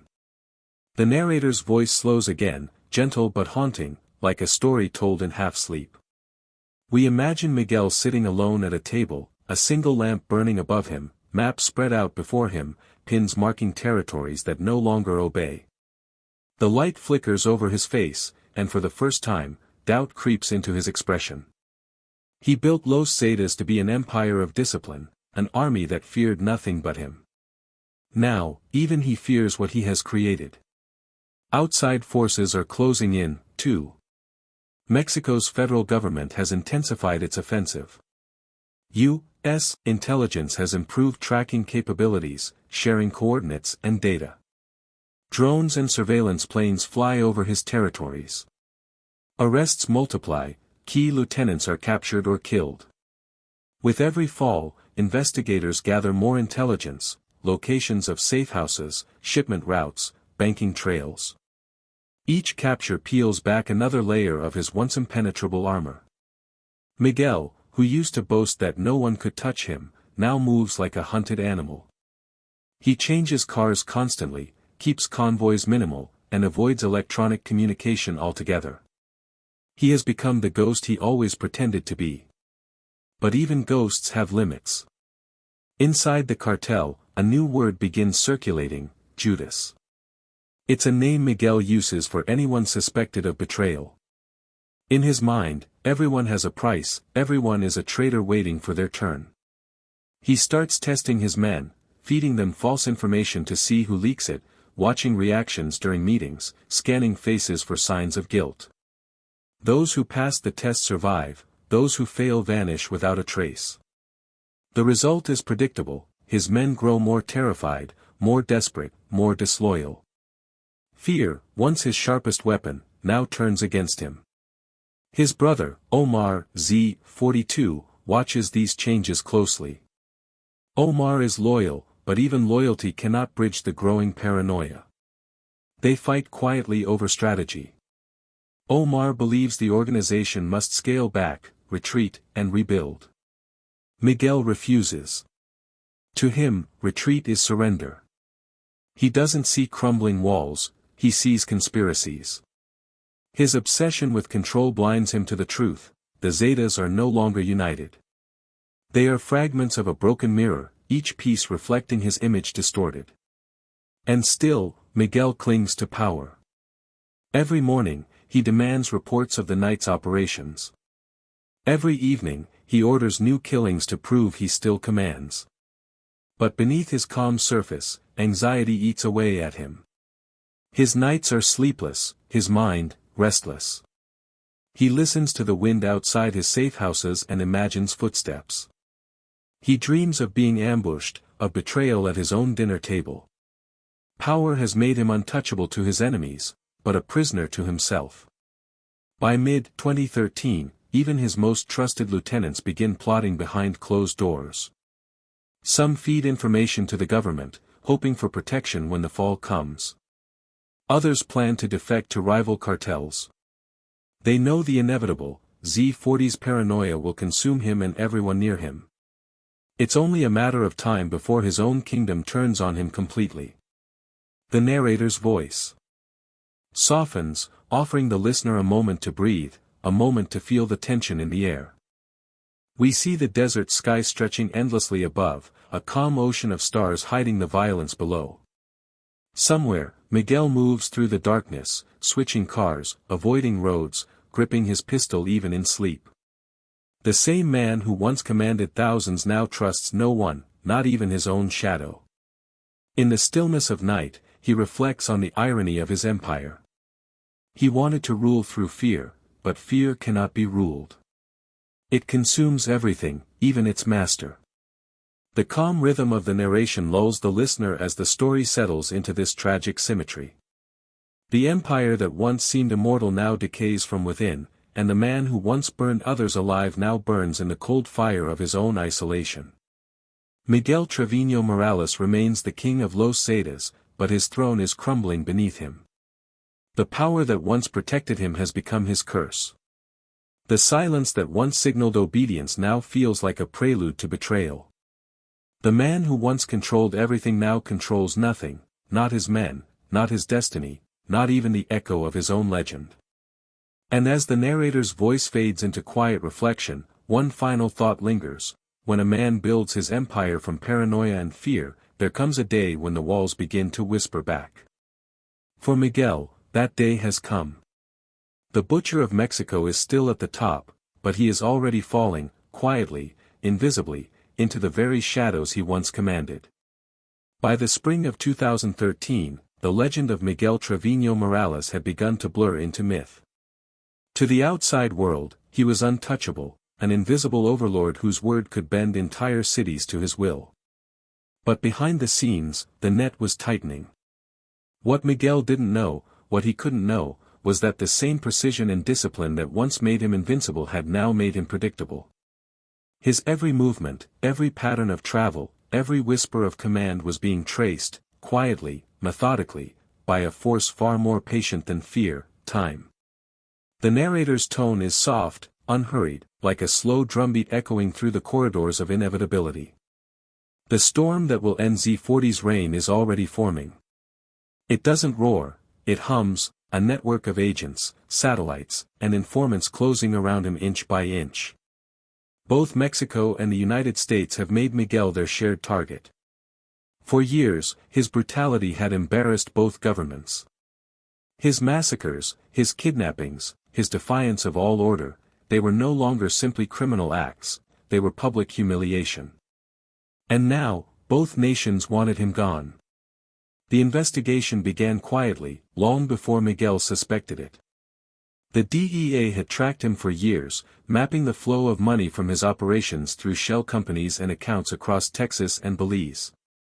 Their reports, passed discreetly to Mexico's Navy and Special Forces, built a picture of the man behind the myth, not the monstrous Z40 of legend, but the human Miguel, the creature of habit, the strategist with routines, the general who had grown careless in his paranoia. They knew he moved in small convoys, often by road, rarely sleeping in the same place twice. They knew he avoided major highways but preferred rural roads, where he could see danger coming. They even knew the hour he liked to travel, just before dawn, when the world was still half asleep. Miguel had survived a decade of warfare, yet it was this pattern, this devotion to control, that would betray him. Inside Los Zetas, betrayal was already blooming. Years of internal purges had hollowed out his organization. Those who remained feared him, but fear breeds desperation, and desperation makes men talk. Federal agents began to receive tips, coordinates, and names from sources deep within the cartel. Some wanted protection, others revenge, and some simply wanted to live long enough to see him fall. Slowly, the net closed around his routes. Meanwhile, Miguel's own instincts began to betray him. He knew the government was closing in, but he no longer trusted anyone to warn him. He dismissed 3 lieutenants in as many weeks, each accused of conspiring with the Marines. He no longer communicated through radios, relying instead on couriers and handwritten notes. He believed this made him invisible, but in truth, it made him slow. Every movement had to pass through layers of human links, each one vulnerable to interception. The very paranoia that had once kept him alive was now helping his enemies predict his moves. The narration paints the scene with quiet inevitability, a man pacing a dimly lit room, surrounded by silence. He knows the noose is tightening but refuses to run. To flee, in his mind, would be to admit weakness. He tells his men he fears nothing, but at night, he dreams of helicopters, dreams so vivid that he wakes to the phantom thump of blades above his safe house. On the other side of the border, coordination between U.S. and Mexican forces reaches a fever pitch. Intelligence analysts watch satellite feeds showing convoy movements through Coahuila and Nuevo León. Intercepted phone signals, rare, but valuable, confirm the presence of Miguel in a region just outside Anahuac. His convoy patterns are analyzed, his likely rest stops predicted. Even his driving habits, short bursts of speed followed by long silences, are mapped. They know that when he feels nervous, he prefers to switch cars on open roads rather than in towns. Every quirk of his behavior becomes a clue. Then comes the final piece. A tip, anonymous, urgent, and precise, tells authorities that Miguel will be traveling along a rural dirt road near the border of Nuevo Laredo and Anahuac, accompanied by 2 men and a woman, in a pickup truck loaded with cash and weapons. It is the kind of tip that could be false, the kind designed to lure authorities into traps. But this time, it isn't. This time, it's the whisper of betrayal echoing from inside his empire. The narrator's voice slows, the tone almost meditative, drawing the listener closer to the inevitable. The hunt is not cinematic, it's clinical. Mexico's elite Marines, trained, silent, relentless, are deployed under the cover of night. There are no sirens, no shouting, just engines rumbling softly through the desert. They've learned from past failures. This time, there will be no chase, no shootout, no spectacle. They will catch him not through battle, but through patience. While this quiet hunt unfolds, Miguel sits in the passenger seat of a dusty truck, staring out at the horizon. The road stretches endlessly under a pale sky. His driver, loyal but tired, hums a song under his breath. The sound seems distant, fragile, like something from another life. Miguel closes his eyes. For the first time in years, he feels calm. Perhaps it's exhaustion, or perhaps some part of him knows the end is near. Power, he once believed, could keep him safe. But power is fragile. Power attracts gravity, and gravity always pulls down. In a safe house miles away, agents monitor the convoy's movement in real time. The truck stops once at a roadside store, then continues toward a stretch of open road where the Marines wait. The operation is simple: intercept, surround, arrest. Miguel's legend, built on violence and resistance, is about to end not with a firefight, but with silence. The narration pauses, allowing the tension to breathe. We can hear the wind over the empty plains, the hum of tires on gravel, the soft static of radios whispering orders. The trap is ready. But in Miguel's mind, this is just another morning. He adjusts his seat, glances at his watch, and lights a cigarette. The smoke curls upward and vanishes through the half-open window. The world outside feels strangely peaceful. He doesn't know that within minutes, the peace will shatter, not with gunfire, but with finality. Back in Mexico City, federal commanders watch as the coordinates move into the interception zone. Helicopters hover out of sight, ready to descend if necessary. The Marines' convoy closes in from both directions, their engines cutting to silence as they approach. The officers check their weapons, exchange nods, and wait for the signal. The listener feels the shift, the gravity of years of cruelty and conquest narrowing down to one fragile moment. The empire of Los Zetas, once a vast and unstoppable force, is now condensed into a single vehicle moving down a lonely road. Inside it, a man once called the Butcher of Mexico unknowingly drives toward the final chapter of his reign. The narrator's voice grows softer, almost soothing, as if guiding the listener toward sleep. The hunt is almost over. The years of brutality, the empire of fear, the myth of invincibility, all of it is converging on this one dawn. The Marines are waiting in the brush. The air is still. Even the birds are silent, as if the land itself is holding its breath. Somewhere behind those dark-tinted windows, Miguel Treviño Morales exhales a thin stream of smoke and watches it fade into the morning light. He thinks of the border, the city that raised him, the river that once glittered like hope. He does not know that just ahead, his past, his power, and his future are waiting, ready to converge in silence. And when they do, the legend of Z40, the man who ruled through terror, will end not with an explosion, but with a whisper. The hunt that began years ago is reaching its final breath. The predator is about to become the prey. The dawn of July 15, 2013, arrived like any other in the dry expanse of northern Mexico, quiet, windless, heavy with dust and silence.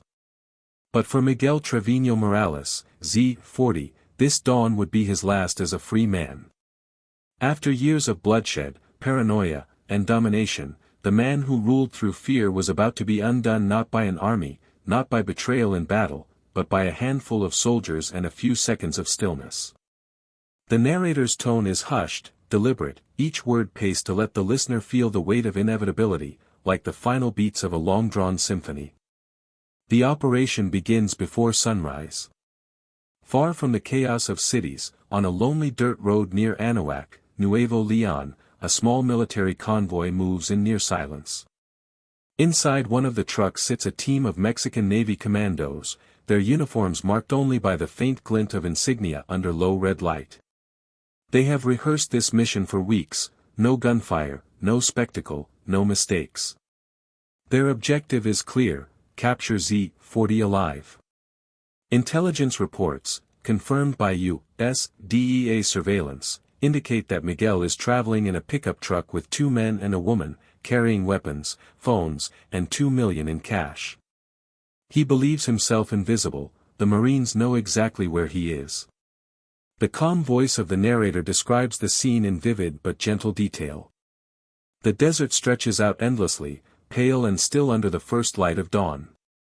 A wind moves across the scrubland, carrying the faint smell of dust and gasoline.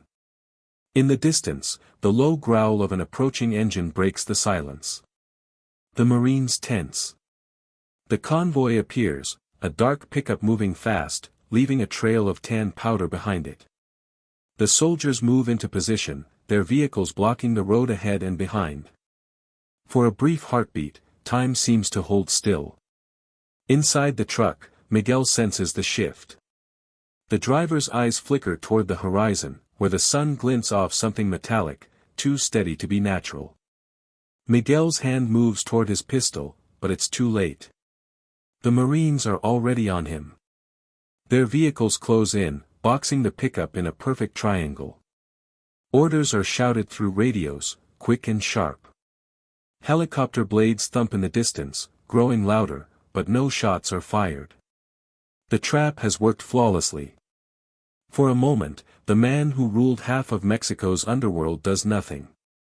The calm he once wielded so ruthlessly returns now, in the instant of his fall. He doesn't fight. He doesn't speak. The soldiers move forward, weapons raised, voices low but firm. Manos arriba. Hands up. Miguel lifts his hands slowly, his face unreadable. In the still morning air, his silence feels heavier than any gunfire. The Butcher of Mexico has been captured without a single bullet. The narrator's tone softens further, drawing out the image of the arrest as if it were a scene from a dream. The soldiers pull him from the truck, place him face down on the ground, and handcuff him. His clothes are dusty, his expression detached. The other passengers are restrained beside him. The cash, weapons, and phones are seized. One of the Marines reports through his radio, his voice steady but carrying a note of awe: "El objetivo está asegurado." The target is secured. As the sun rises over the plains, the helicopter lands nearby, blades scattering dust into the air. Miguel is lifted into its belly, his hands bound, surrounded by armed men who will not speak his name aloud. The noise of the rotors drowns out everything: the past, the empire, the thousands of screams that once echoed under his reign. For the first time in years, he is powerless. And in that powerlessness, something remarkable happens: peace. The calm narration lingers in this paradox. Miguel's world had always been noise, gunfire, engines, chaos, but now it is silence. The same silence he once imposed on others now enfolds him. He stares out the open side door of the helicopter as it rises, watching the desert recede beneath him. The land that once bowed to his will looks small, fragile, indifferent. There are no sirens, no parades, no last stand. Just the hum of blades and the slow pulse of inevitability. Back in Mexico City, news of the arrest spreads like wildfire. Officials announce it with carefully measured words: Miguel Ángel Treviño Morales, alias Z40, has been captured. For law enforcement, it is a triumph. For the people of northern Mexico, it is a strange, cautious relief. Some celebrate. Others remain silent, fearful that the fall of one tyrant will only summon another. After all, in the world Miguel built, violence doesn't end, it merely changes hands. In the hours following the arrest, the Marines photograph the evidence: the rifles, the bundles of cash, the satellite phones. Miguel sits under guard, head bowed slightly, his hands still cuffed. His face betrays no emotion, neither anger nor regret. To the soldiers watching him, it's unsettling. They expected a monster. Instead, they see a man, quiet, small, almost weary. The myth of Z40 dissolves under the morning light, leaving behind only Miguel, the boy from Nuevo Laredo who once washed cars and dreamed of more. The narrator slows, describing the surreal calm that follows. As the helicopter carries him away, the soldiers glance occasionally at their captive, half expecting him to speak. But Miguel says nothing. His eyes wander over the horizon, toward the line where earth meets sky. Perhaps he's thinking of his brothers, his cities, his dead. Perhaps he's thinking of nothing at all. The rise that began in the slums of Tamaulipas has ended in silence above the desert. When the helicopter lands at the base, agents lead him out carefully.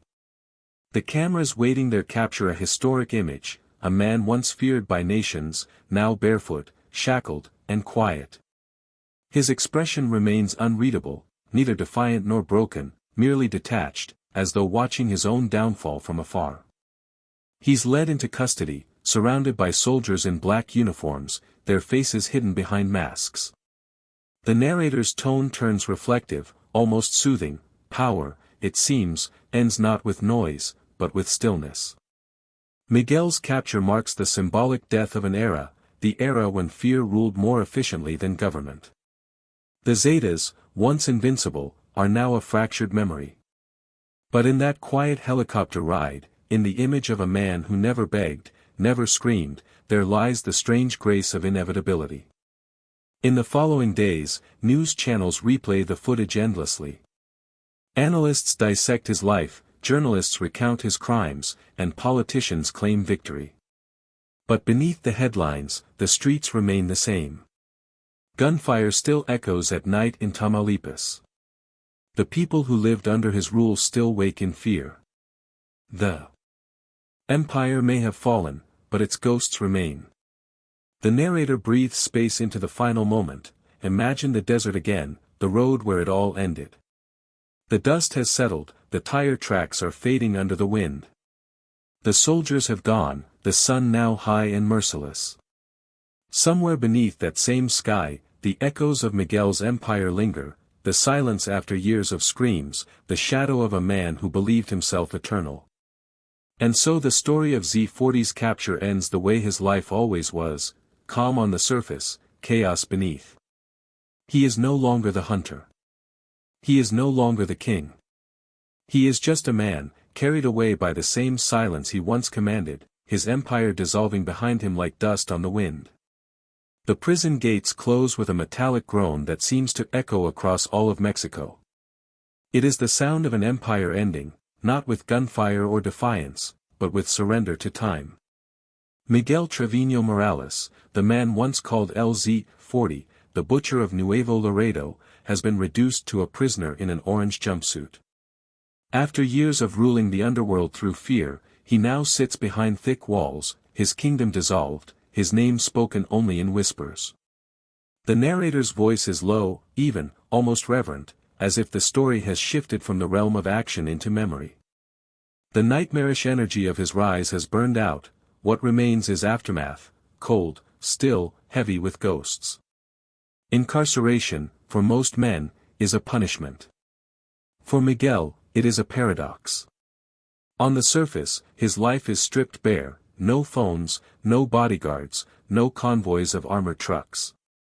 But inside those sterile walls, a strange kind of peace begins to settle over him.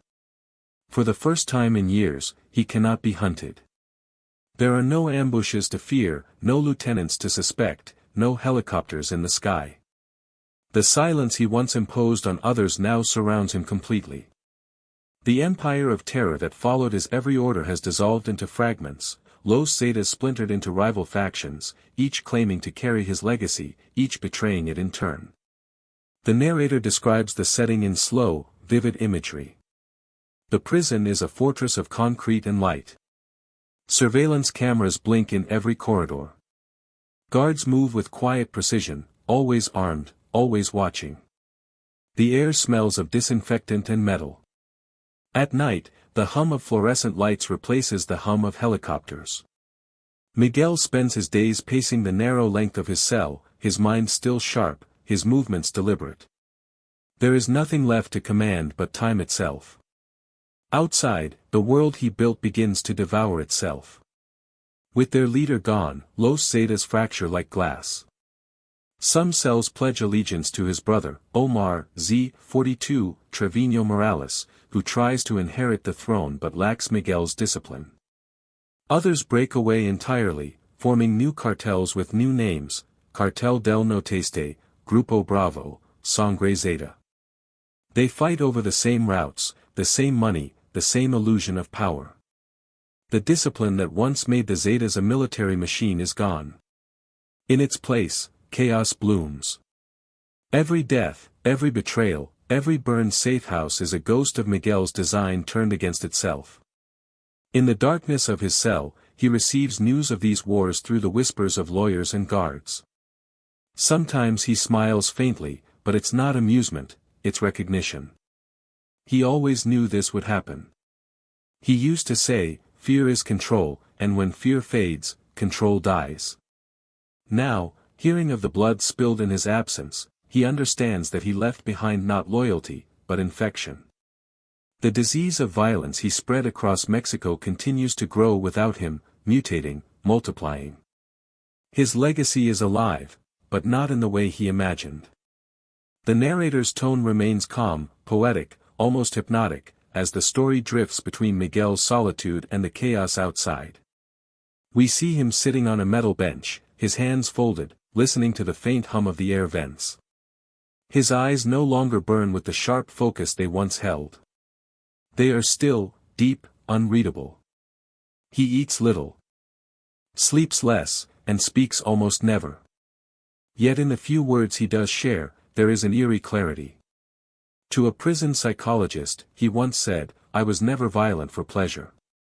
Violence was just the language of control." The man who once ordered massacres now speaks of logic and consequence, as if discussing a failed experiment. For the government, his imprisonment is a victory. For the people, it is an illusion of justice. Reporters describe him as calm, cooperative, almost polite. They note his lack of emotion when asked about the crimes attributed to him, the mass graves, the bus massacres, the burning victims.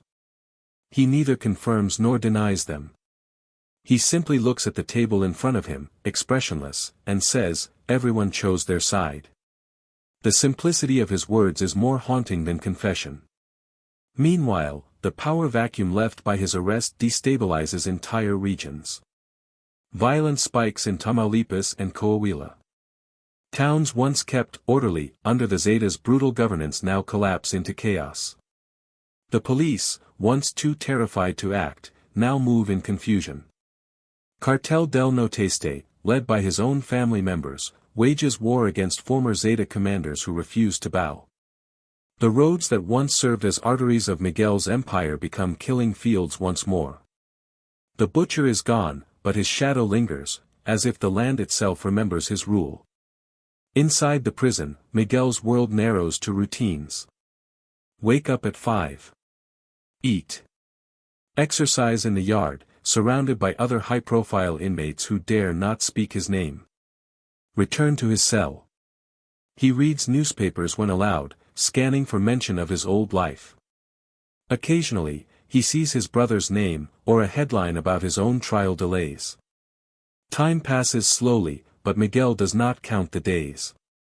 For him, the walls are neither punishment nor peace, they are inevitability. He once commanded thousands of men, but now he commands nothing but the pace of his breath. The narrator's voice becomes softer, almost tender, as if soothing the listener into reflection. It's not sympathy, it's observation. Miguel is no longer a monster in motion. He is the aftermath, the echo of his own violence. There's a strange dignity in his silence, not redemption, but acceptance. Perhaps, deep inside, he always knew it would end this way. The story of Z40 was never destined to close with gunfire, it was always going to end in stillness, in the cold hum of fluorescent lights and the soft creak of steel doors. As months turn into years, rumors spread that Miguel has found religion, or at least the appearance of it.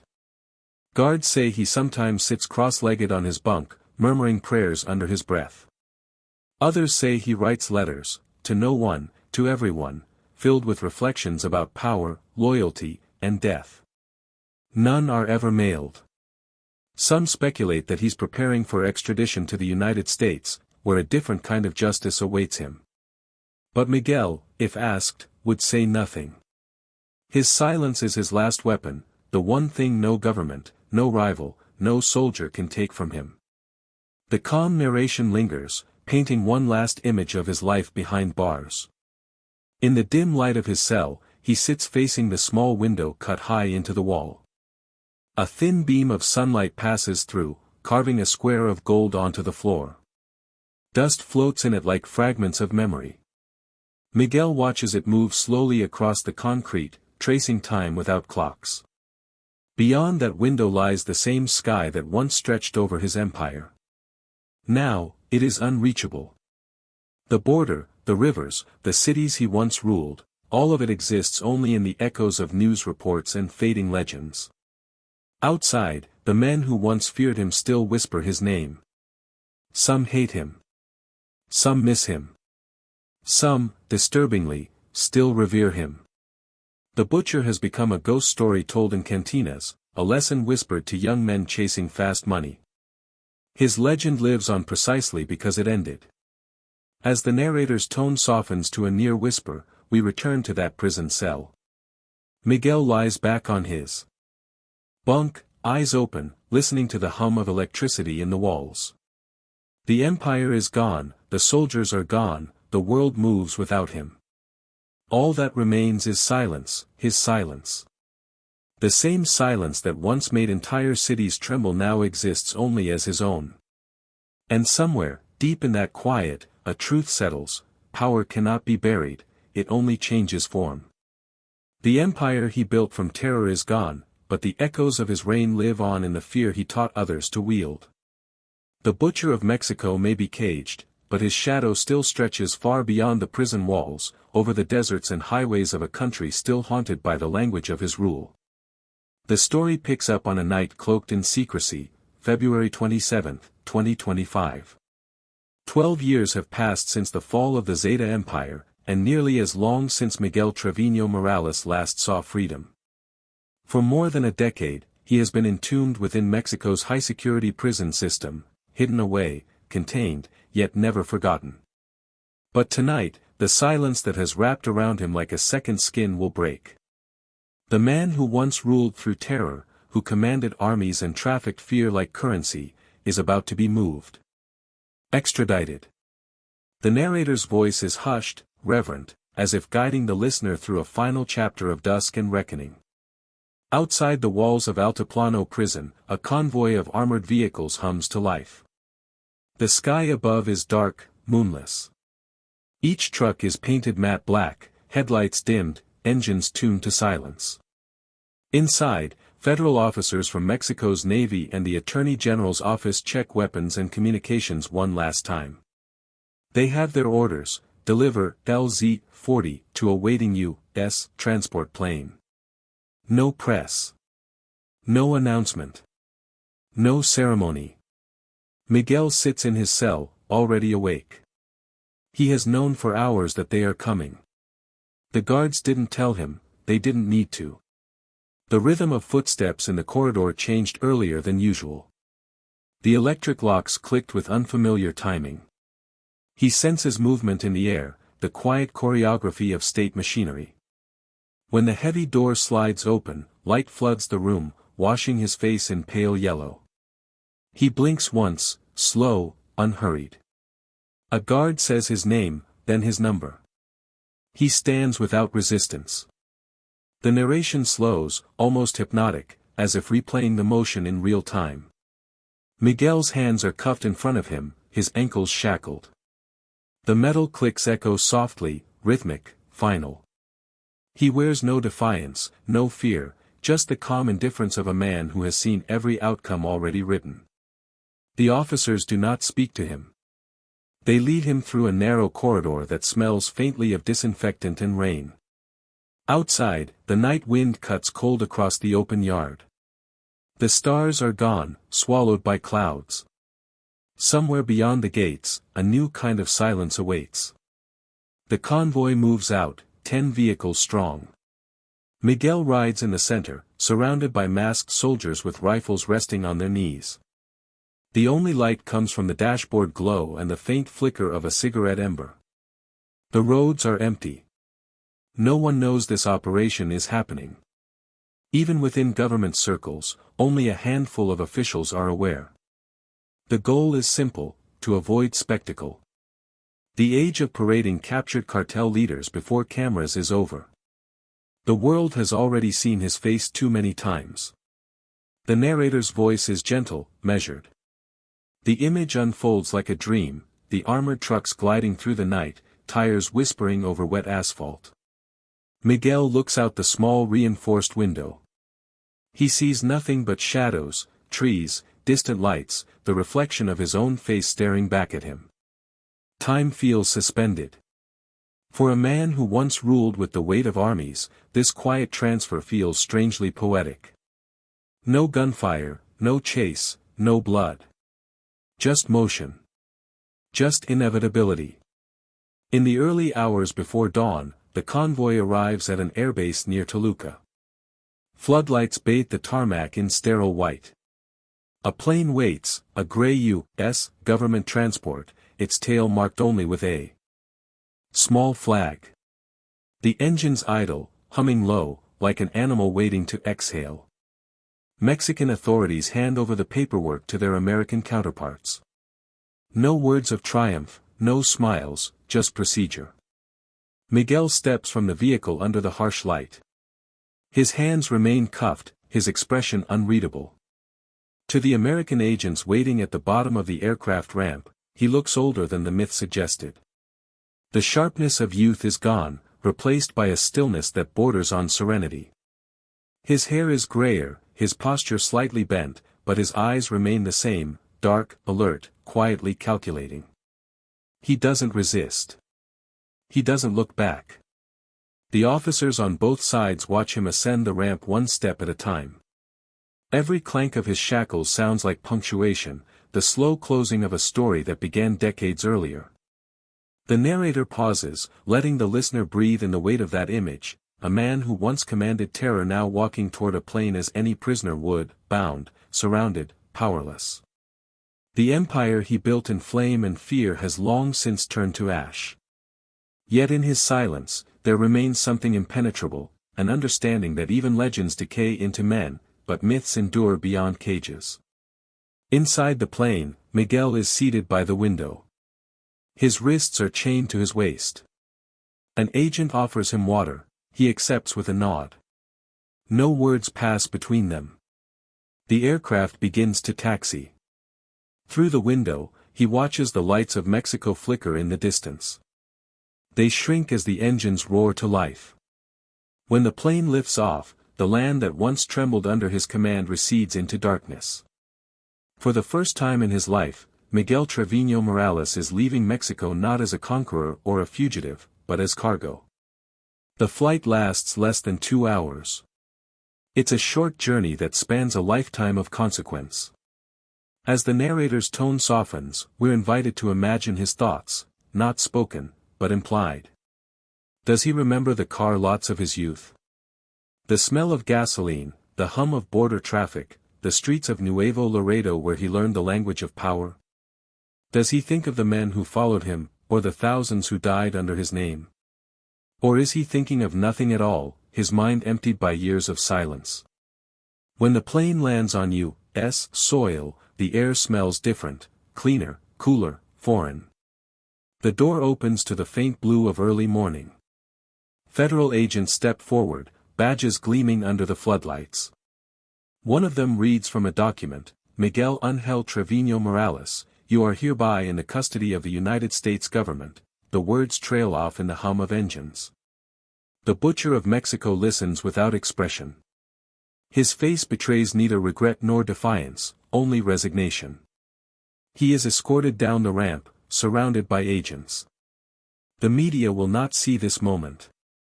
There are no cameras, no photographs.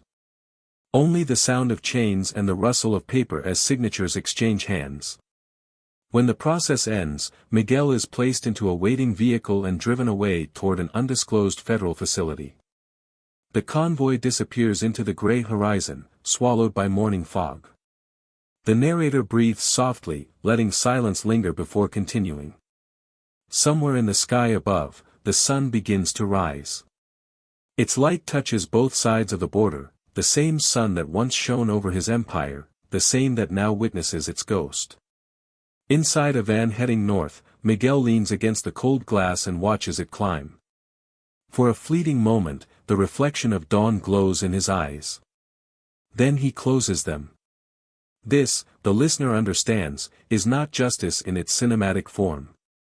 It's something quieter, heavier, an ending wrapped in procedure, in bureaucracy, in inevitability. Miguel's extradition isn't an act of triumph, it's a coda to a story too dark for victory. The United States will try him, sentence him, and lock him away, but the real punishment began long ago, the day he lost control of the machine he built. The narrator's tone fades into a slow, almost tender rhythm. Imagine the border beneath the rising sun, the highways empty, the city stirring awake, unaware that one of history's most violent chapters has just closed in silence. No celebration, no gunfire, no sirens. Only the wind, the hum of engines fading into distance, and a single man, once feared by thousands, now escorted into the quiet machinery of justice. And so, as the morning light spills across the horizon, the legend of Z40 passes into history, not as a story of glory, but as a study in inevitability. Power, in the end, always returns to silence. And Miguel Treviño Morales, the man who believed himself untouchable, rides toward that silence, bound not just in chains, but in the weight of everything he has done. Years have passed since Miguel Treviño Morales, Z40, was captured and caged far from the deserts that once bowed to his will. His empire has long since collapsed, but the traces of it still breathe through northern Mexico like ghosts that refuse to fade. The narrator's voice is calm, almost elegiac. When an empire of fear dies, it says, it does not disappear, it changes form. In the years following his fall, Los Zetas shattered into fragments, small groups, new names, and rival factions fighting for the ashes of power. The once mighty machine that Miguel built with discipline and terror has become chaos. The Cartel del Noteste, led briefly by his brother, Omar, Z42, tries to revive the old order, but the world has changed. Drones, surveillance, and foreign intelligence now patrol the skies where his convoys once moved freely. Fear remains, but without him, it's directionless, more survival than strategy. In Mexico's border towns, the memory of Miguel endures like a scar. Some remember him as a tyrant. Others, paradoxically, as the one who kept the chaos organized. His methods, uniformed soldiers, coded radios, military tactics, still shaped the cartels that followed. Even law enforcement studies him, turning his cruelty into cautionary doctrine. Inside his American prison cell, Miguel lives in silence. Guards describe him as calm, polite, methodical, a man stripped of everything but discipline. He wakes before dawn, prays softly, and stares through the same window each morning, his empire now reduced to memory. The narrator pauses, voice fading to a whisper. He once ruled through fear, but fear has long since moved on. The Butcher of Mexico is only a shadow now, proof that power, once born of darkness, can never outlive the dawn. Time has softened the echo of Miguel Treviño Morales, Z40. The world remembers his violence, but the man himself has faded into shadow. The myth endures, the Butcher of Mexico, the ghost who once ruled with fear. Yet beneath that legend was someone ordinary, a boy from Nuevo Laredo who washed cars and dreamed of escaping poverty. The narrator's tone is calm, reflective. Monsters, it says, are not born. They are built, layer by layer, by hunger, by neglect, by a world that rewards control more than compassion. Miguel rose because fear was the only language that worked in a broken system. And in mastering that language, he forgot his own voice. In prison, stripped of rank and weapon, Miguel has become a man again, smaller, slower, almost peaceful. The myth remains outside, studied by professors, written about in journals, turned into documentaries that speak of him like a phenomenon rather than a person. Inside, he sits alone, silent, disciplined, watching the light move across his cell wall. He no longer speaks of the past. Perhaps because he knows that even memory cannot save him. To his guards, he is polite, emotionless. To history, he is the embodiment of fear organized into structure. The narrator pauses. Behind every name whispered in terror lies a heartbeat that once wanted something good. Miguel's story has become more than a crime, it's a reflection of the world that made him possible. A man who turned survival into empire, and empire into ruin. His life is no longer about power, but about the question it leaves behind: how close can any man stand to darkness before it becomes his reflection? The voice fades gently, he is not gone. He has simply become what all monsters become, memory teaching others what not to become. Years after Miguel Treviño Morales' fall, the dust of his empire still drifts across northern Mexico. The gunfire has faded, but fear remains, woven into habits that outlived him. Businesses still pay silent fees, headlights still dim on empty roads, and people still glance twice before speaking names. The narrator's voice is slow, haunting. Fear, it says, was his true empire. Even without soldiers, his presence lingers in memory. He became an event, not a man, a storm that reshaped the land and the minds of those who survived it. Yet amid this silence, something begins to heal. Mothers march through the streets, holding candles for the missing. Journalists write names again. Artists paint murals over walls once scarred by violence. Each act of remembrance weakens the ghost he left behind. In the United States, Miguel's trial passes quietly. No spectacle, no speeches, just paperwork, evidence, and time. The man who once ruled with spectacle now vanishes into bureaucracy. The empire he built collapses not with explosions, but with indifference. But his methods survive in fragments. New cartels mimic his discipline, while law enforcement studies his precision to fight future wars. He remains both warning and template, his evil turned into instruction. The narrator softens, voice like dusk settling over the desert. Empires of fear never end when the man falls. They end when the memory stops frightening. In Nuevo Laredo, children now play where soldiers once stood guard. The city breathes again, though it still listens to the wind.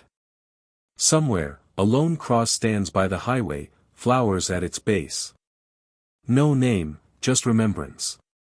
The final words come quietly, the butcher is gone, but the silence he left behind has begun to speak.